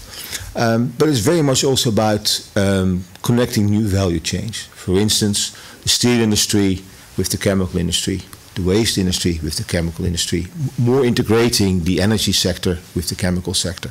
So that's something we need to do. We need regulation support mechanisms. They're still under development at the moment. Financing, I will say a little bit more on the next slide, but for banks to finance these new technology projects, or maybe known technology projects but combined in a different way and scaled up, that's for banks difficult to do. So we need new financing ways. And yeah, we are competing with an optimized technology, right? For methanol, for instance, we've been optimizing that for the last 60 years, scaling it up to big scale, and now we come with new technology. And it's always challenging to actually beat that technology at that scale. And there is no premium market for green chemicals. Consumers are not paying more for these green products at the moment. Right? And that's why we need regulations. So it's a bit more discussed also in this slide, where you say you have an old technology, right, which we have optimized for the last 60 years, and then we are in a transition now, both technology-wise and economic-wise. And normally you have the new technology coming in at a higher cost or a lower efficiency and a lower scale. And in the beginning, that always goes well, right? We can do projects and partnerships. There's a lot of R&D money to start, and that works well. And I think in the Netherlands, but also widely in Europe, but also in the globally, we can do that. Then we have to scale up. Then it already starts to become a little bit more challenging, right? We need a regular framework where you need agreement across countries. We need new ways of financing, as I mentioned, right? More risk financing. The standard financing way doesn't work. And we need joint ventures. And joint ventures we know is chemical industry, but not joint ventures where we have different industry sectors there. So maybe with for instance, a gas company like us, with a gas company and a chemical company, there's different ways of working, right? And there are different measures as well. So that's also you have to learn. And then we have to roll out. And for that part, we need to have consumer acceptation in investing in this. And also we need then the financing to become standard, because we cannot every time for every project develop a new way of financing this project, right? So that's those are some key challenges. But we know how to do it. Huh? It has been done in the area of green energy. Look at the wind energy development and the solar panel development in terms of cost. Maybe focus on the left side here on the slide. Here you see the cost of the energy, the levelized cost of energy. The red line, you see it coming down over the last years. And you see then the size of windmills and the technology development as a whole. And this only happened that we start to build and invest in windmills. Because then the supply chain you set up and you get efficiencies in the supply chain, you get a scale in the supply chain. You get incentives for people to innovate, and you see the size of the windmills growing and growing. So my point is that to reduce the cost of the hydrogen electrolytes and the whole factory, we cannot do that by staying in the lab. We have to go and implement and learn when we do that, right? And well, it will be a bit further. It will be discussed about the gigawatt cost. This is our own assessment and the assessment of McKinsey. What can be the cost going down for electrolyzer? Maybe focus on the bottom part, the alkaline technology. We think that can go down to the number, which I've also seen in the presentation of our American colleague, right, to about 350 to 390 euros per kilowatt hour. And that's what we need, right? And we are working with our partners. So after the project we have in Delfzijl, which is 20 megawatt, we have also announced studies for 60 megawatt, also in Delfzijl, but 100 megawatt together with Tata Steel in Muiden, and 250 kilowatt with BP in Rotterdam. And those are studies we have announced. Huh? So the project in Delfzijl is very close to FID. The others are still studies. But that is what we need to bring the cost down and to build towards the gigawatt scale. Maybe two last points I would like to make. The question is, okay, where is Europe in terms of producing hydrogen, right? Or are we all importing from Australia, right? And then this chart I think I like very much. It's a chart by Roland Berger, where you can see what the cost of hydrogen is in each of the region. And you can see Chile, for instance, very low, at around 2 euros per kilo, based on solar mainly. But then they have to transport to Europe, right? And then you see from other regions as well. And their assessment is we can make this in Europe for about 4 euros per kilo. So actually we can be competitive in Europe versus other other regions. But we will have to import, right? And there will be a lot of transport of hydrogen, so we need to follow that as well.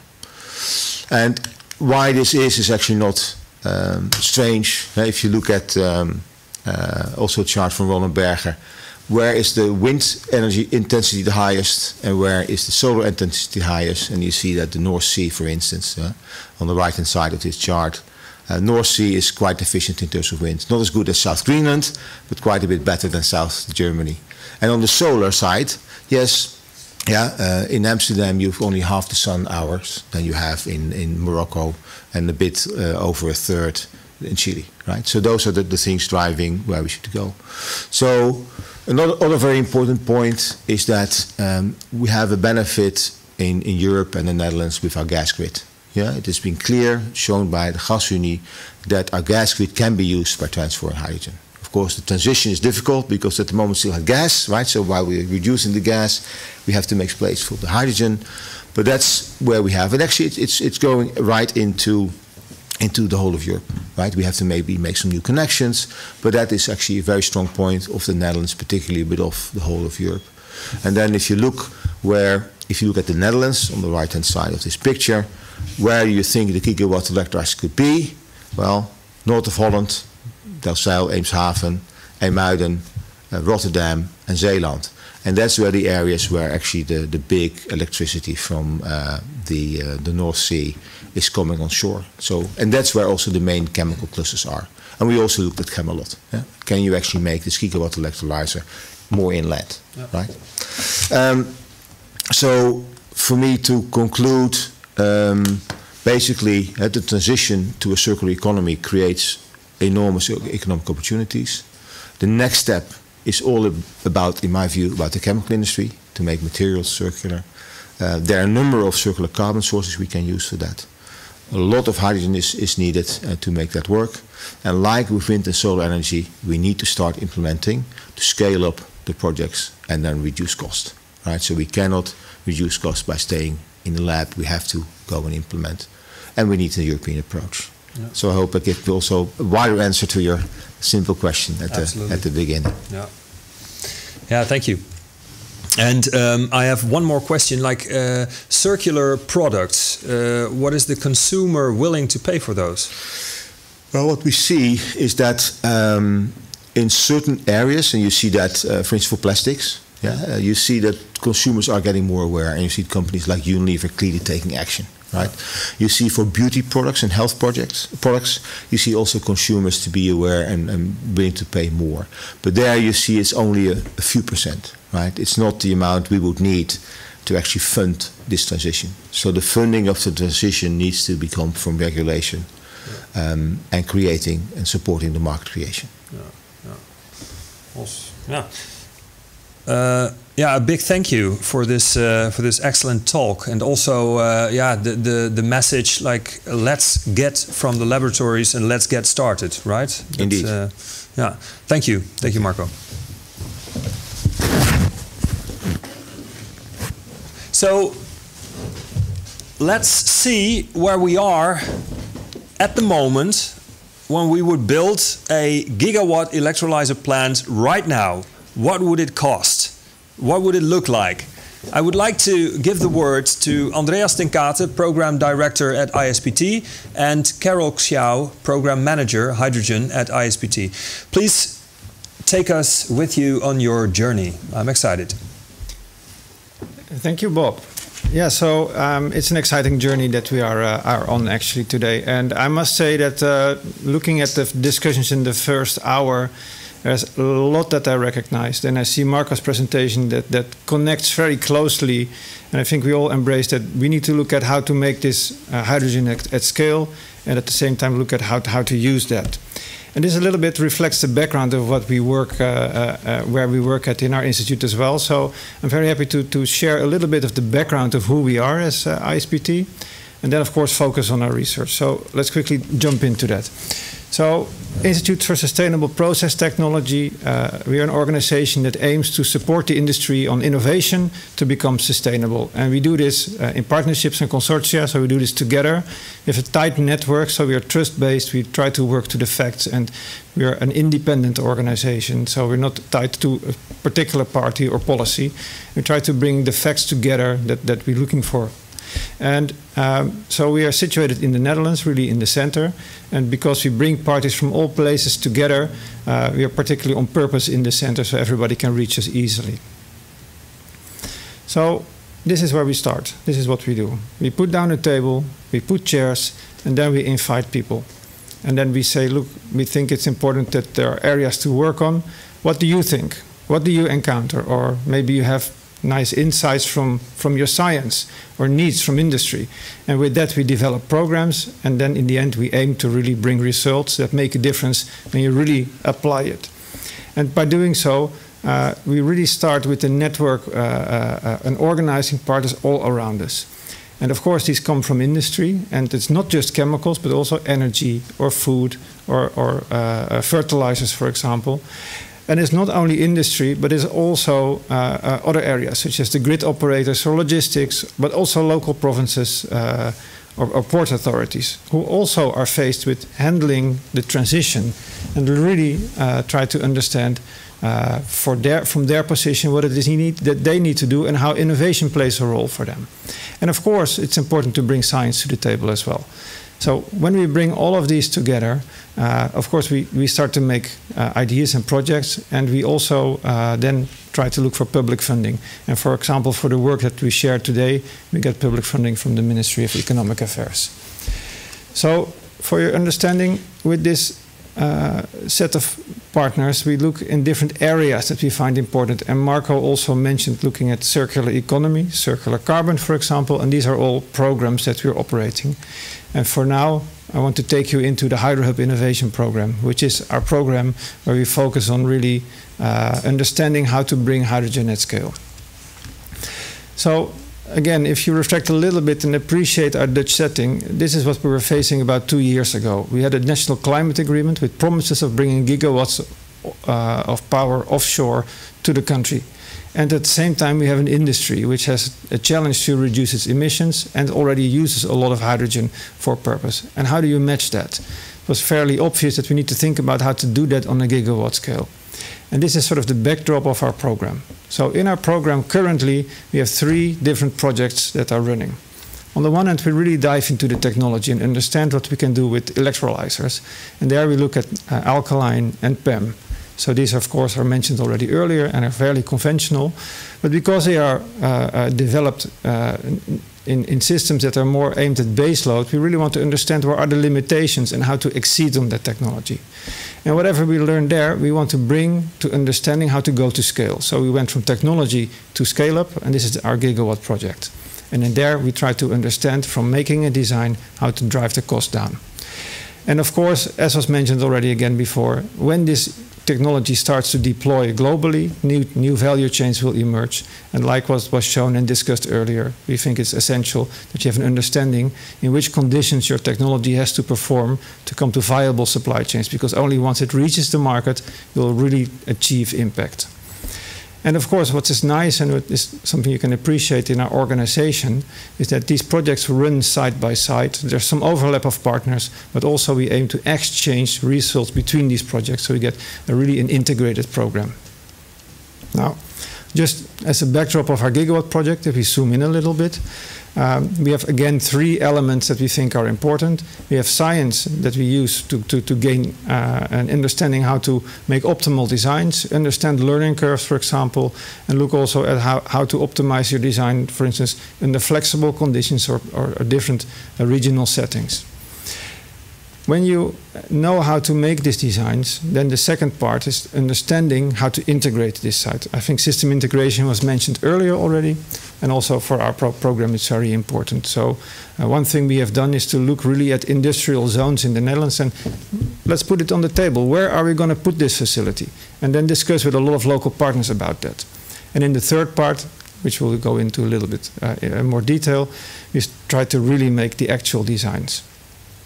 So, for now, to share with you, earlier this year we presented one report, which is the analysis of the 5 industry regions, and where we addressed 22 locations that are suitable for building large-scale electrolysis facilities that are connected to the grid for gas and power, and where we also looked at, for instance, water sourcing.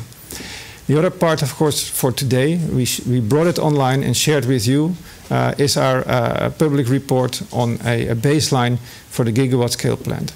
And I think what is important and what we aim for is that we understand what are the total cost of such a plant.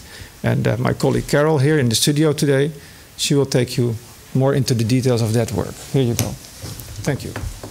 Thank you, Andreas. Thank you for your introduction. Okay, today it's my honor to present a result from the Gigawatt team to you, and I will bring you to the journey on for the Gigawatt design for PEM and alkaline technology, and also the costs related to this design of the plant. The location we have chosen for the starting point from this project is in the Netherlands. For our international audience, I would like to tell you, like Andreas teach me today, is in the center of Europe. So this is a location we are chosen for this today. And also we start from the scratch, like say it is called the greenfield plant. So we only use a new field, we assume. And also this will be in the current industrial zone in the port area. So after the location choice, of course, for the electrolyzer, power supply is very important. So what we have taken is also, like Marco just said, from the North Sea, the wind is very nice. So we have taken that one, and also the data from our partner Ørsted to align to 1 gigawatt capacity, which will result to 4,000 gigawatt hour annually for the production of hydrogen.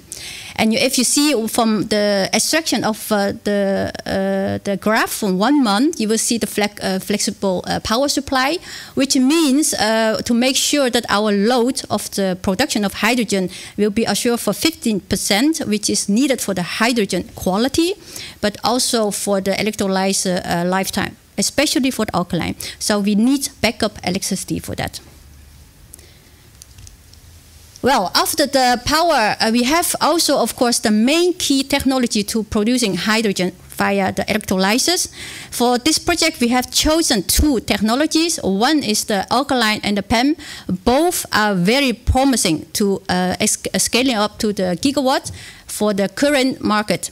So we have chosen 2 technologies, not to really looking who's the winner at this moment, we don't know, but we do put them in a fair way together to see what are the differences. So for the production part, we have seen, although the consumption of electricity is lower for the alkaline and the PEM is higher, but the overall losses of the electricity is higher with the alkaline due to the compression which is needed. And you can also see the environment when the alkaline production is on atmospheric is chosen for the starting point, and for the PEM is pressurized. But however, if you look at the differences, the output of hydrogen in the same quality means also the purity from the alkaline is higher than the PEM. So this is our production of the electrolyzer methodology. Okay, what is in the design? So in this picture, you will see in the dotted line, which is the scope from all equipment we have here. And on the left side, outside the boundary, is the input we will take into account to make our design complete.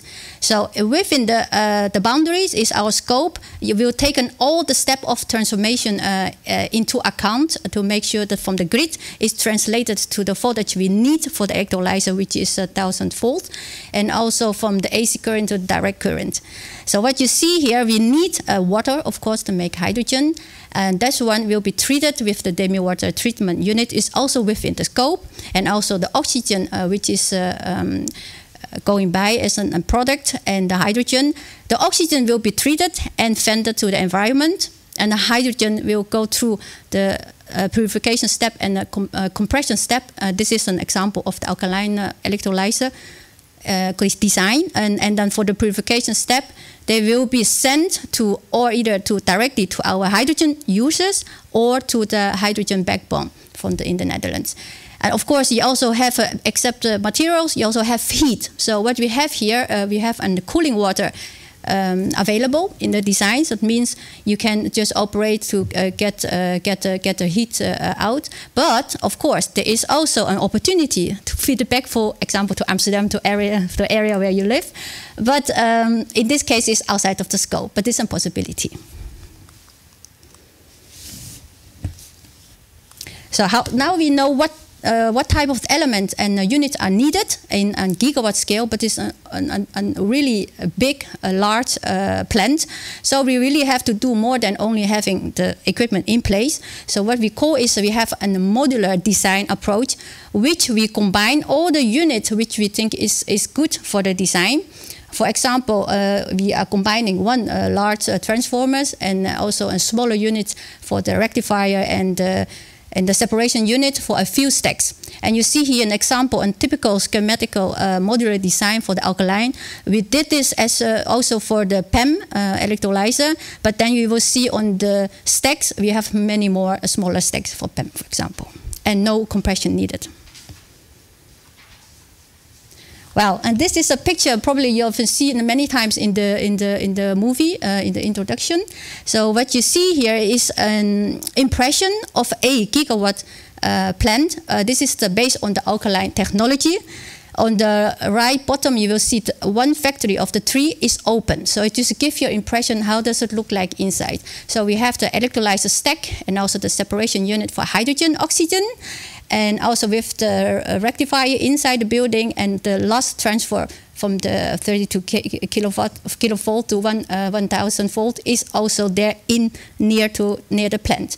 And you can also see the power electronics on the right side, on the left side in your case, is also really large in this sense for the plant plot. So this is and plot size, which is like say the maximum case what we have. It's about the size, to give an idea, is about 24 of a soccer field is the size of it. So maybe you would like to play football, but in this case it's for the electrolyzer, for the alkaline.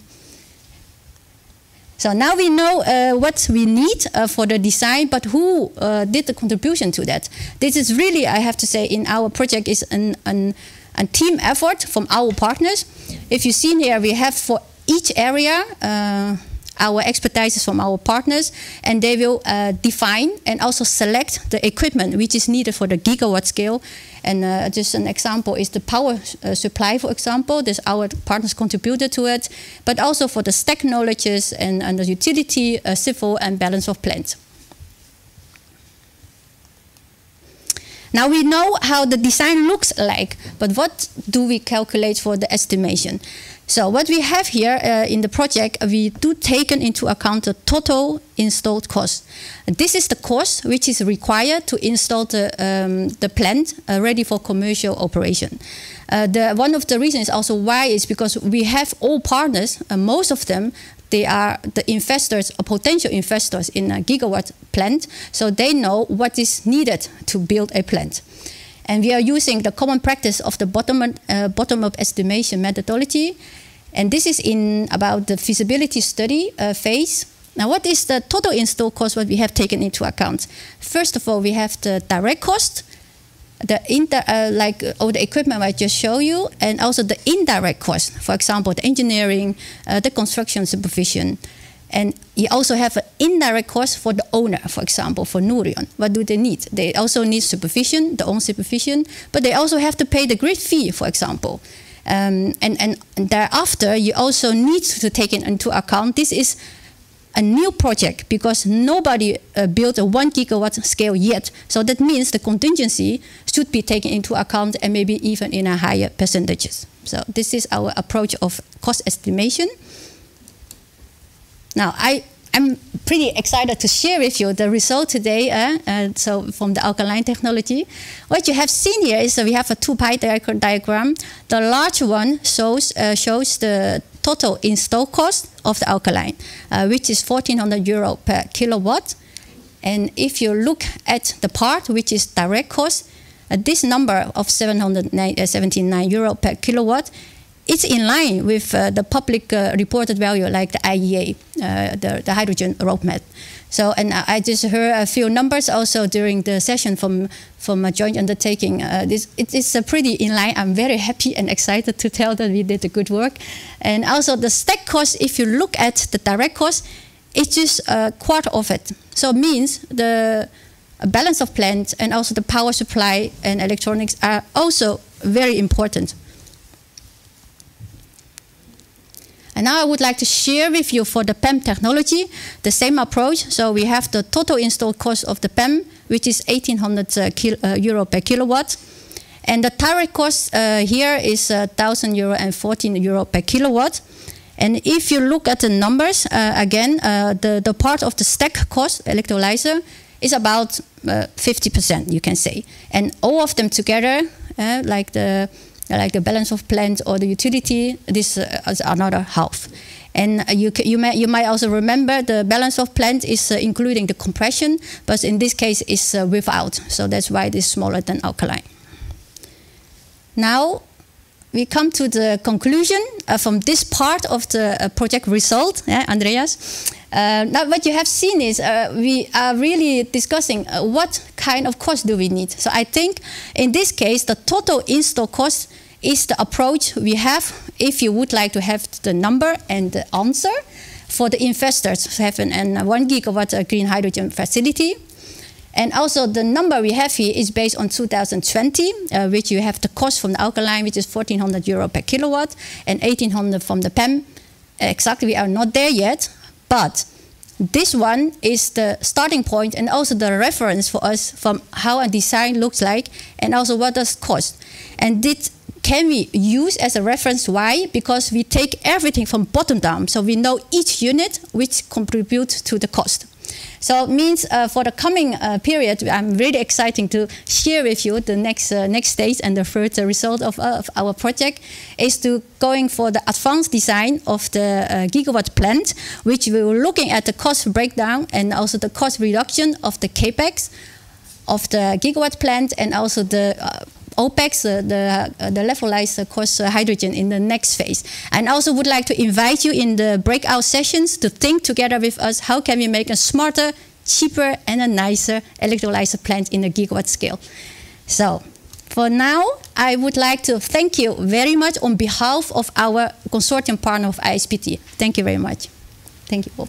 Thank you, Carol. Yeah. 2 questions, very briefly.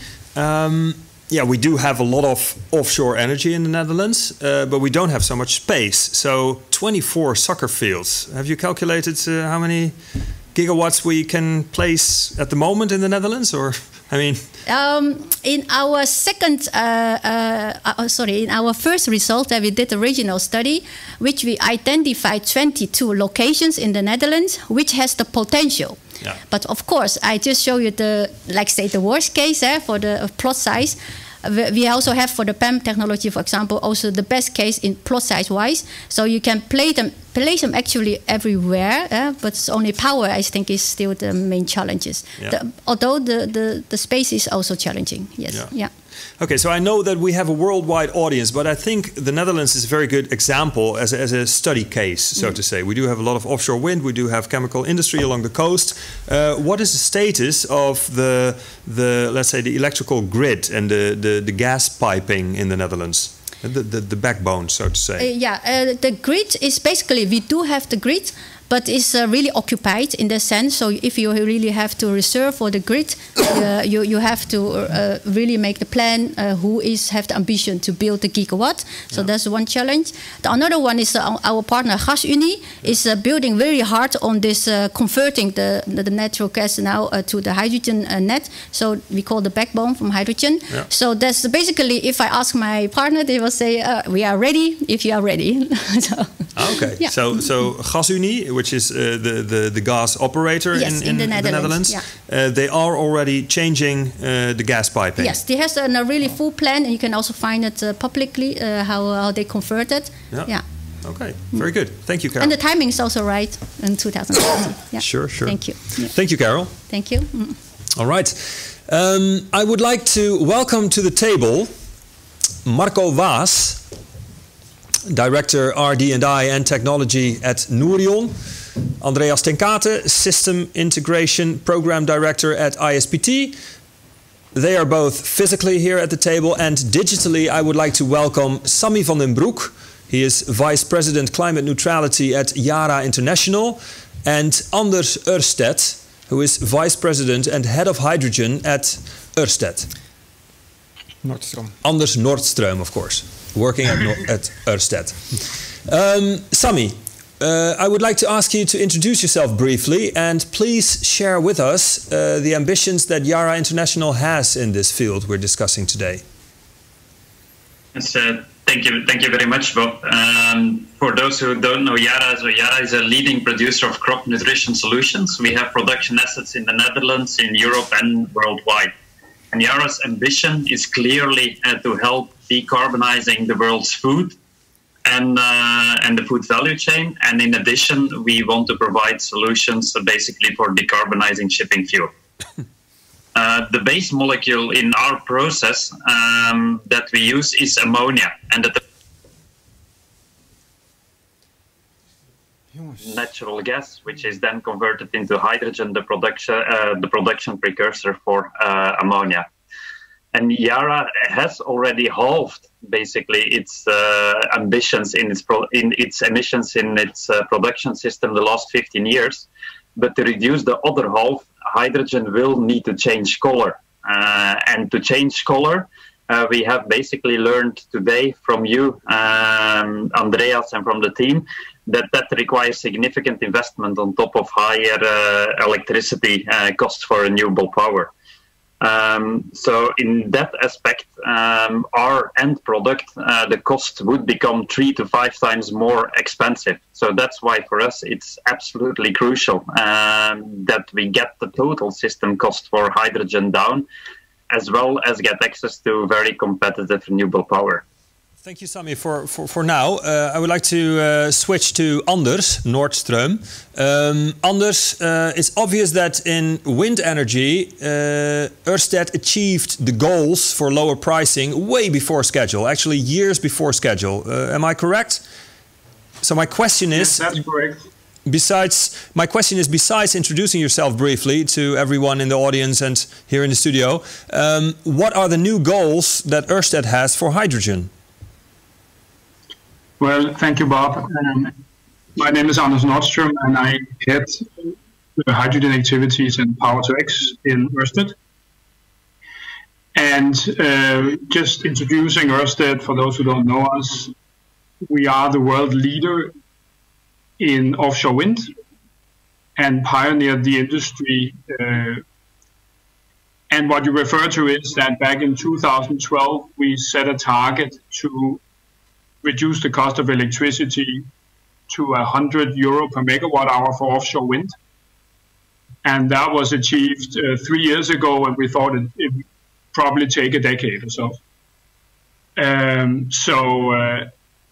We are looking very much towards hydrogen,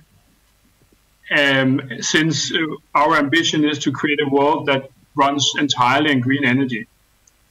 And we can come very far with electricity, but we still need the whole society to go green, and for that we need green molecules. And here we see hydrogen play the role. All right, thank you, Anders. So our aim is really to mirror what we did in offshore wind, and scale up in order to start the cost out journey. All right, thanks. Thank you.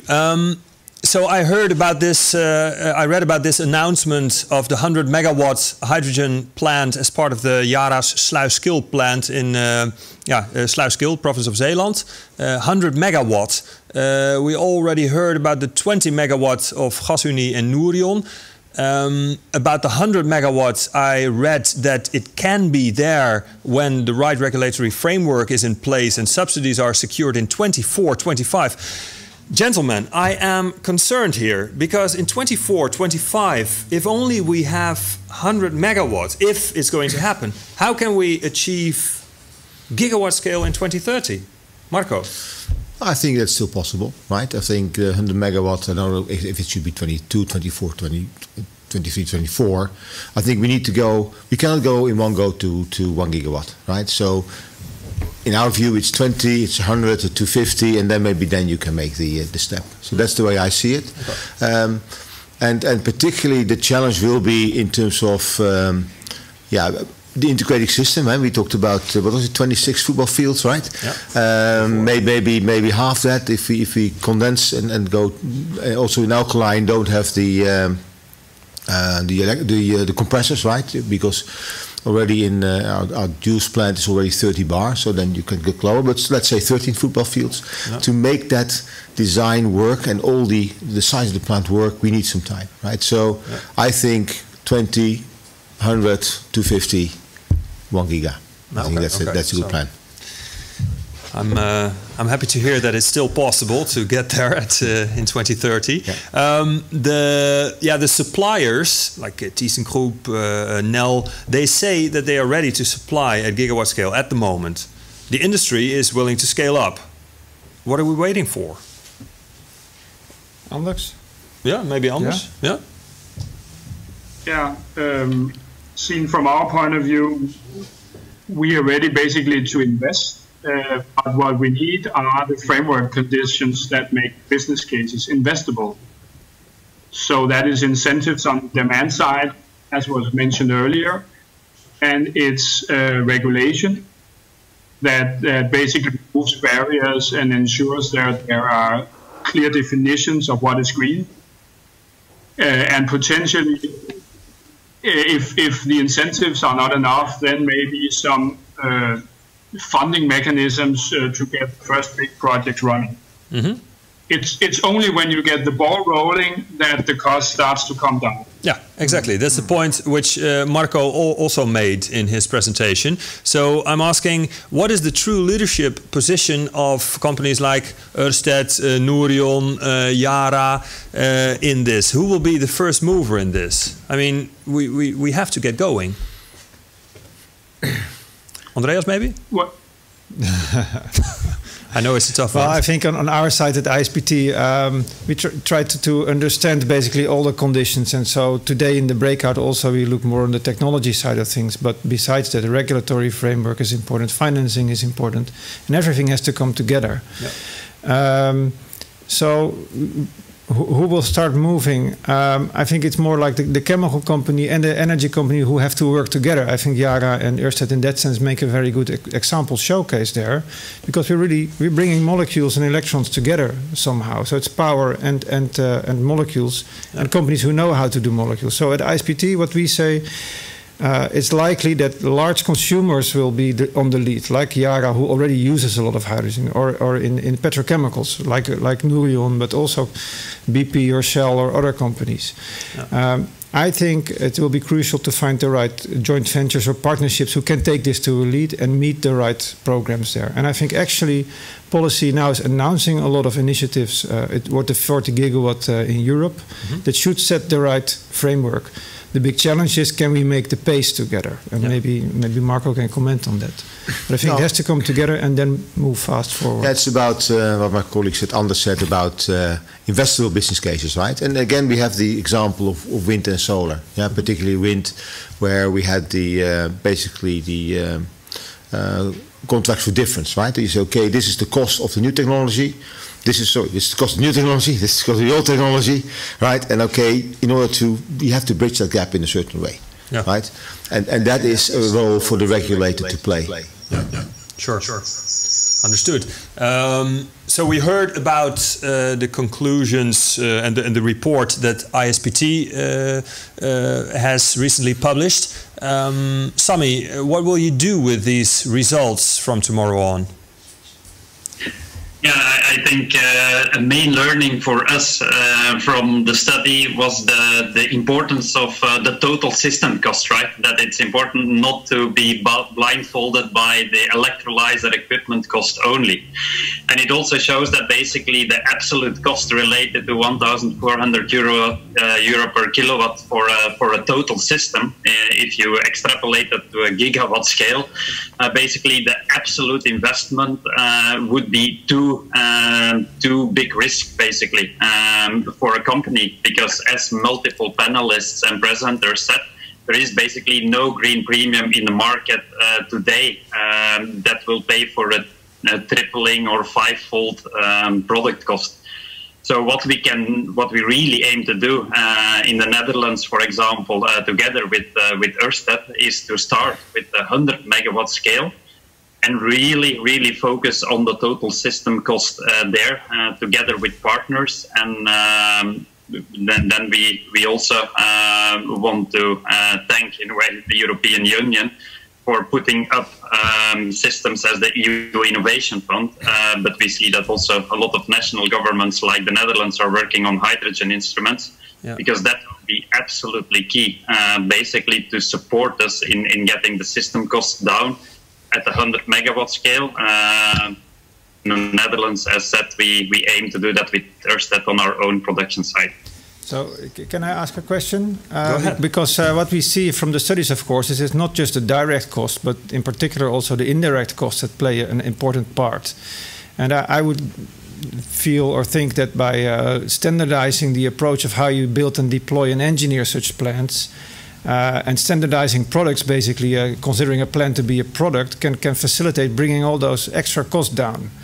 So I think in that sense, building a 100 megawatt or a 20 megawatt at Nourion are important first steps to learn what these direct and indirect costs actually are, and how to get those under control.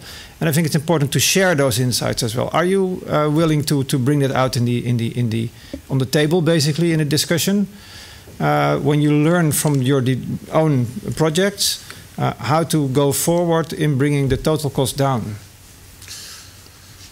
Yeah, that's a very, maybe nice to Marco or to I think that's all answer, right? Yeah, I think we are have been part of the Gigawatt project for that reason, right? And of course we will bring in information. Some of it where we say, oh, now we've got something fantastically, which we might actually want to keep ourselves. But the key thing is that we are in this project because we want to learn and share, right? Mm-hmm. And that's the aim. And that's also what ISPT is all about, right? If I put my ISPT hat on. I think we've been quite successful. We had also had some partners leaving because they felt, well, we don't want to share our information. That's also fine. But with the group of companies around the table, we will take the next step. Yeah, and it's also what you said earlier, that we're used to making partnerships within the chemical industry, and the challenge now is to make partnerships beyond, across boundaries, so to say. Yeah. Okay, also comes to my mind, where do we see the main cost reductions at the moment? Of course, we will learn them, Andreas, but Anders, can you comment on that? Where do we see the cost reductions for now, to get us to gigawatt scale? I think there's an extremely important point that the electrons should be available at raw production cost. So today we consider electricity an end product, and hence it's taxable. And there are grid fees, etc., on top of the raw cost. But if we are considering electrons as an intermediate that we need to convert to hydrogen, any cost we add in the middle ends up as an extra cost in the end. Yeah. So we need to get rid of that. And that could be by incentivizing the places to locate, for instance, gigawatt electrolysers. And secondly, we are, I believe, starting to see the supply chain actually doing the right thing. So they are increasing their production capacities, they are automating their production, and they're also looking at next generation technologies where efficiencies are increasing. And we don't want the energy to end up as heat. We want it to end up as hydrogen. Yeah. So that's a very important point. Yeah. I think 40% of the cost reduction will be of the equipment, right, will be about mass production and standardization. And then there is some more about material costs, right? The electrodes, one of them is still pure nickel. Maybe we can make them nickel coated, right? But maybe that's something is also discussed in the workout groups this afternoon. Some fantastic ideas. So I think there are a number of things to tackle, but I also liked very much the idea of Anders in terms of, the electrons for the chemical process are intermediate. They're not an end product, right? And that's why the two sectors need to work together and also talk to the government in terms of making that work. Mm-hmm.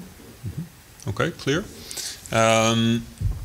Well, again, to have the Netherlands as sort of a case study for worldwide insights, so to say.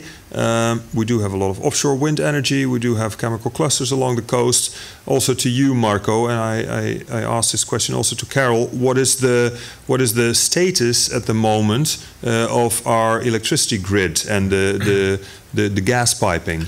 Electricity grid, maybe Anders can answer better than I. But what I know is that by having these electrolyzers at the coast, it's much more efficient than actually having them inland, because it's cheaper. I don't know if the number is right. If I heard a number quoted, that it's 10 times more costly to transfer electrons on land than having hydrogen in gas pipes, right? So the strategy to have the electrolyzer at the coast, where the energy is coming, or the electrons are coming ashore, seems to be the right strategy. But there are other experts around the room which are probably better than me to answer. Anders?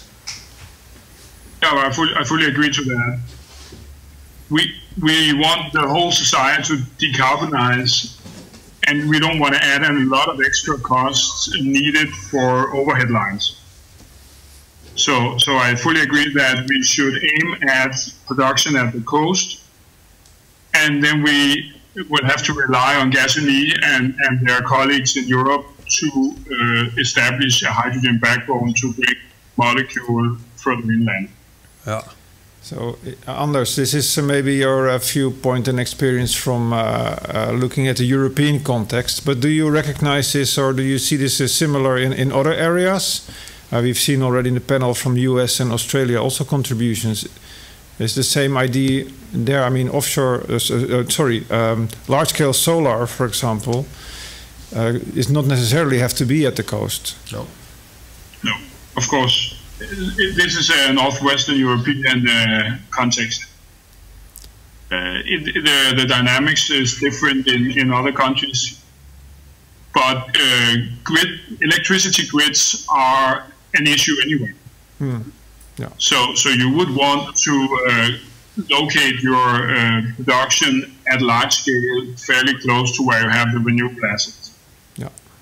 And actually you may be able in that way also to mobilize some renewable assets or renewable sources which are not today utilizable.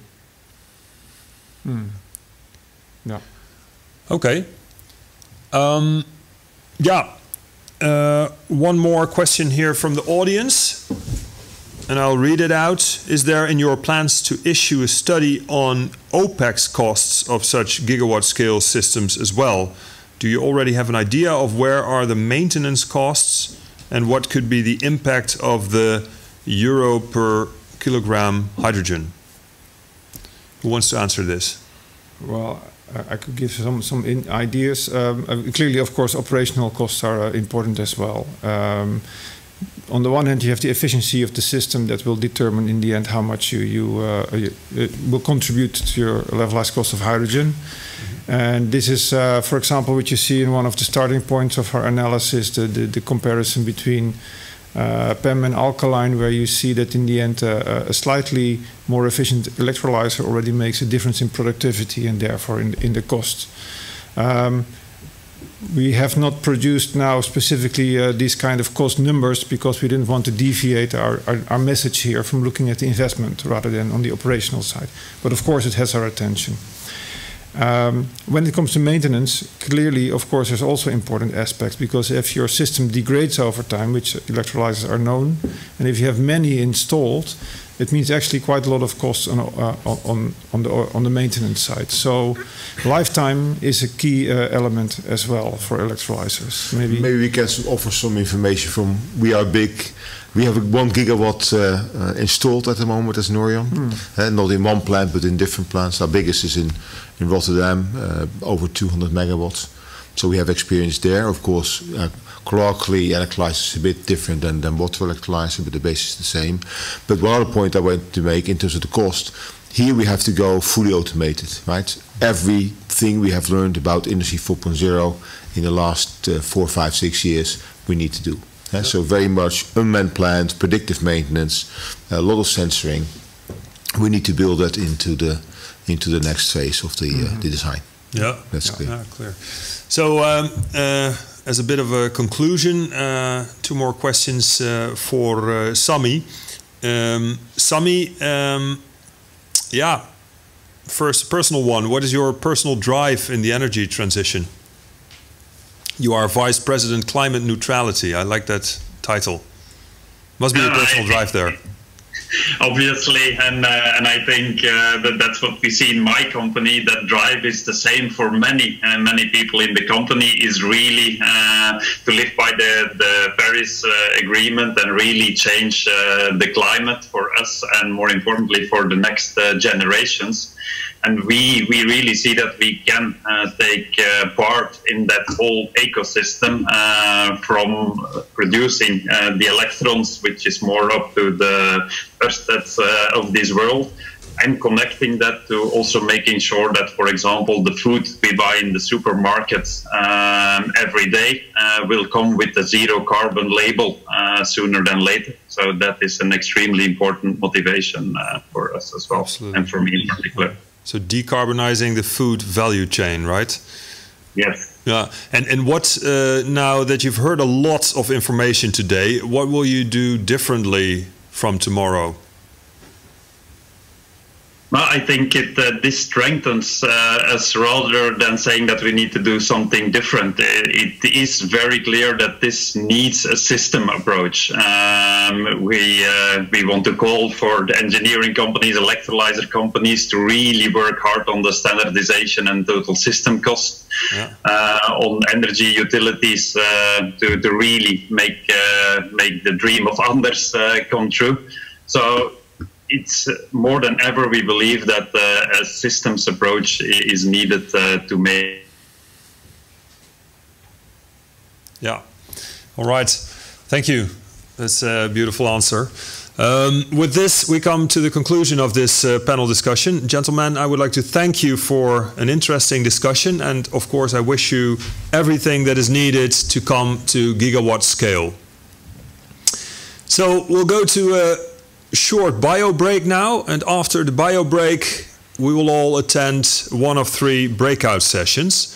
Now it's very important to actively participate in these breakout sessions. We'll be on compact design, power electronics and stacks. In each of these sessions there will be a call on you as an audience to share your ideas, insights, solutions. So please be as brilliant as you can in these sessions, and see you afterwards.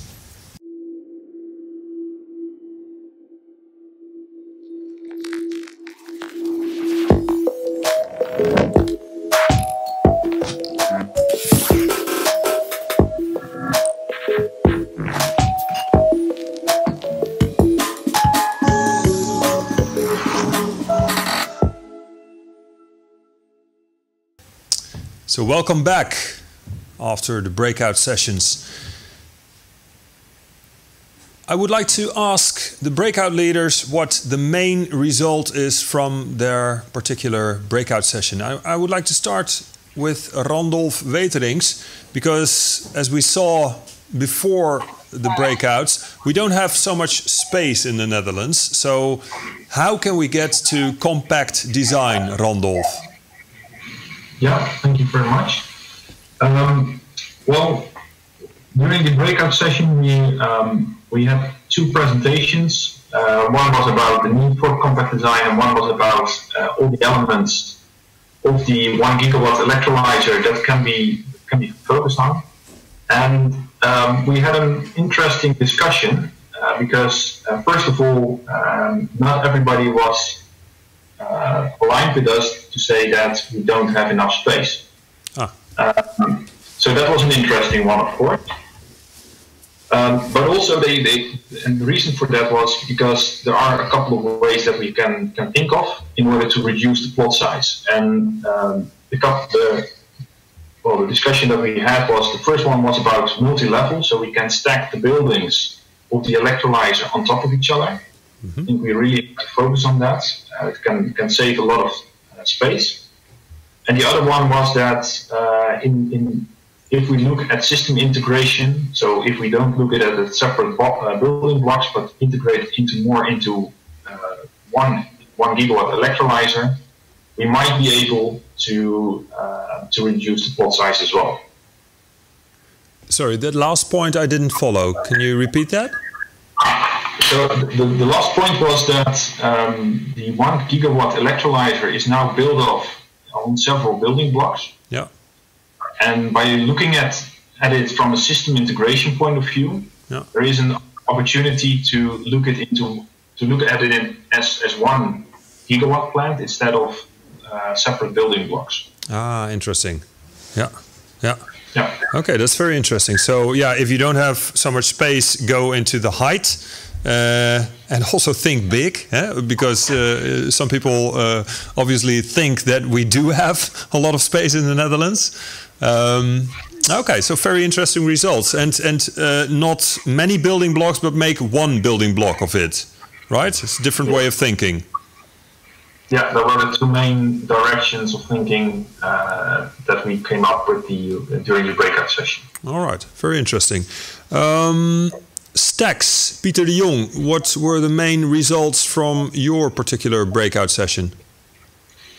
Yes, good afternoon. Thank you for asking. Well, we had a couple of questions prepared via Mentimeter. We had a lot of people joining our session, so it was a little bit hard to have an open discussion.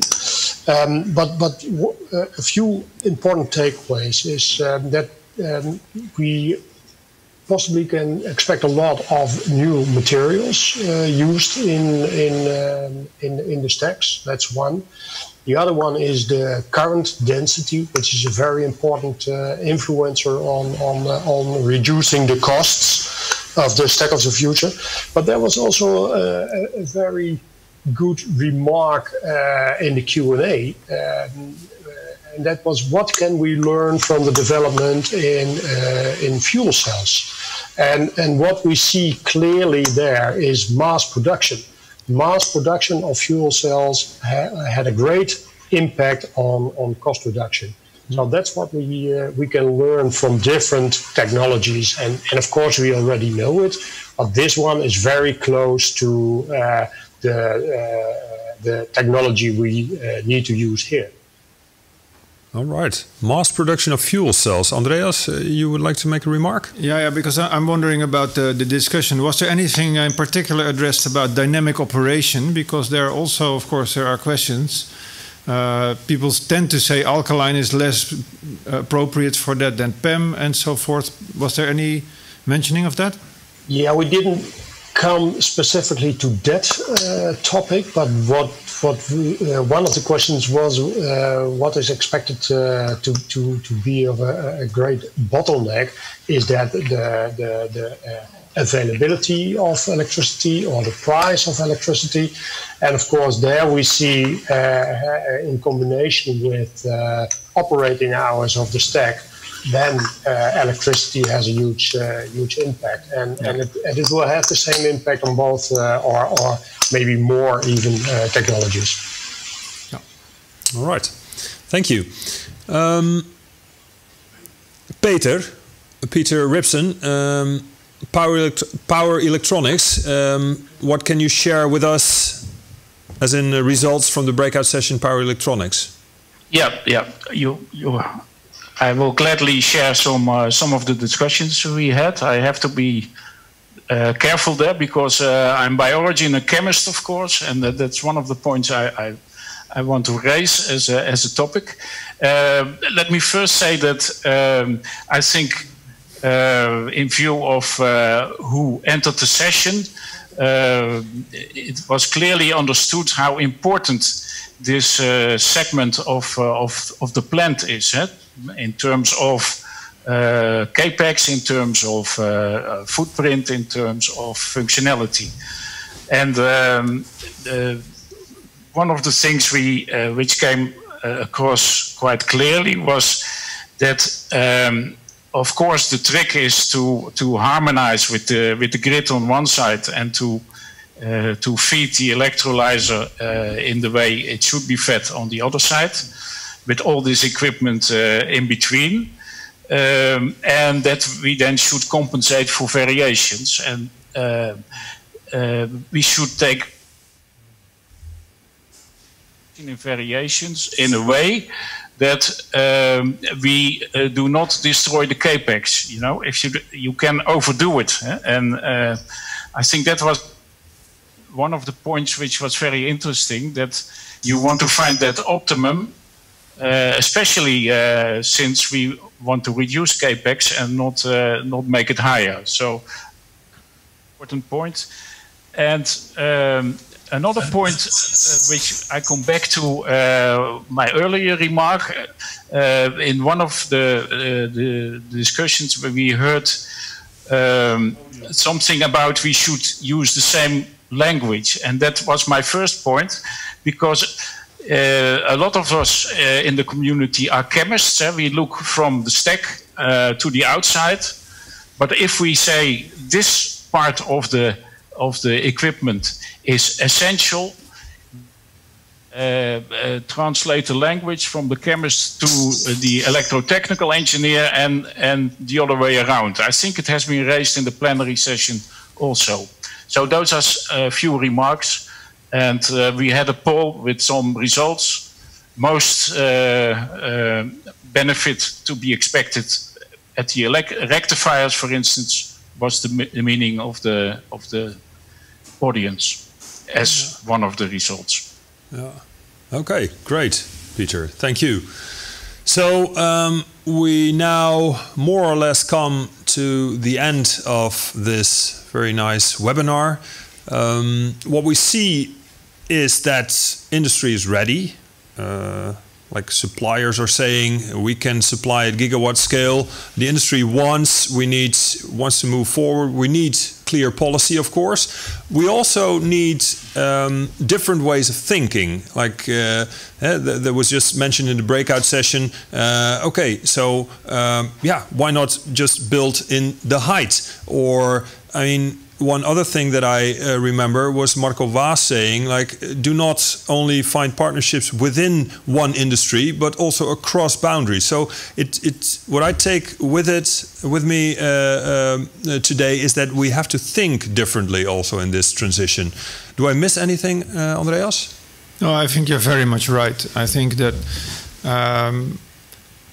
like where we started off, we're trying to do something in a completely different way from what we're doing. And it's something that is in the fabric of our society. It's everywhere. It's really everywhere. Because like here today, you're sitting in this studio, we use electricity from fossil fuels. We drive our cars or trains, mostly powered by fossil. And this has to change. And again, also making that connection from renewable power to industrial operation and integrating all of that. I think the point was made also in the first part of the session, for example, by Hélène from the European Commission, that we need to scale up not just in making hydrogen in a green way, but also how to use that hydrogen downstream. And I think besides that, also we need to make a tremendous effort in increasing our pace also in generating sufficient renewable power to drive all of our energy needs in society. Yeah. So we really have to think differently in all aspects of what we're doing, and that's a tremendous challenge. Yeah, exactly. Yeah. And I would like to add to the thinking differently also what you mentioned earlier. Are we willing as different industries to share the information that we find during the learning curve toward gigawatt scale, right? Yeah. Yeah, I think that is a key point if you want to make pace, and we have to make pace, that you really have to find ways to create a common understanding as soon as possible to move forward. Yeah. Often what you see in the partnerships also when we work together, that people are very cautious because always there are regulators looking over your shoulder that you don't share sensitive market information or something like that. Well, we have our ways of dealing with that, and we're fine with that. Mm-hmm. But it's not obvious when you start up front, and that is always what is also in the way of working together and partnering and collaborations, all kinds of mechanisms in society. Yeah, yeah. But the challenge is really unprecedented that we have ahead of us. Yeah. Yeah. So maybe also a final word from us as organizers to you then to wrap this up. If I may, Bob, because sure, I boldly go there. I think we had a fantastic session today. It was an honor and a great pleasure to work together with the partners from the fuel cells and hydrogen undertaking, and being able to reach out globally to you as an audience. So thank you all for joining us in this session. And so I think, as we mentioned earlier, this work has been a journey for us, a journey for all of us, but also within our own project. And it is great that we're able to share some of our insights with you. And I found that seeing that there's a lot of commonality, whether you look in Australia or in the US or in Europe, whether you look in the different industries, we all see this challenge and all try to get to understand how to move forward. And I think learning from what we presented, but also what was discussed in the parallel sessions, we have now some stepping stones on which we can build further to drive down the cost of the technology, make the connections where it can come really into play. And we will do our utter effort to move forward with that. I know for sure that Bart is doing. Unfortunately, he couldn't join us at this moment because with a little bit of running over time, he has other obligations. But again, I reach out and say thank you very much, partners in Brussels. And with that, we look forward in a satisfied way to a very pleasant afternoon. I hope you enjoyed it as an audience. And with that, I think we have come to an end. So thank you very much. And maybe a last word from Bob, and then we come to an end. Yeah, indeed, as Andreas said, thank you very much for attending this webinar, Moving Electrolysers into the Gigawatt Scale. A tremendous, unprecedented challenge lies ahead of us. Maybe the common language is our ambition to get there. Thank you very much, Fuel Cell and Hydrogen Joint Undertaking and Institute for Sustainable Process Technology, for organizing this event. Special thank you to the team who worked very hard to make this event possible. Fuel Cells and Hydrogen Joint Undertaking and ISPT will soon come with more information on green hydrogen at gigawatt scale. So stay tuned and hopefully we'll see each other shortly. Thank you.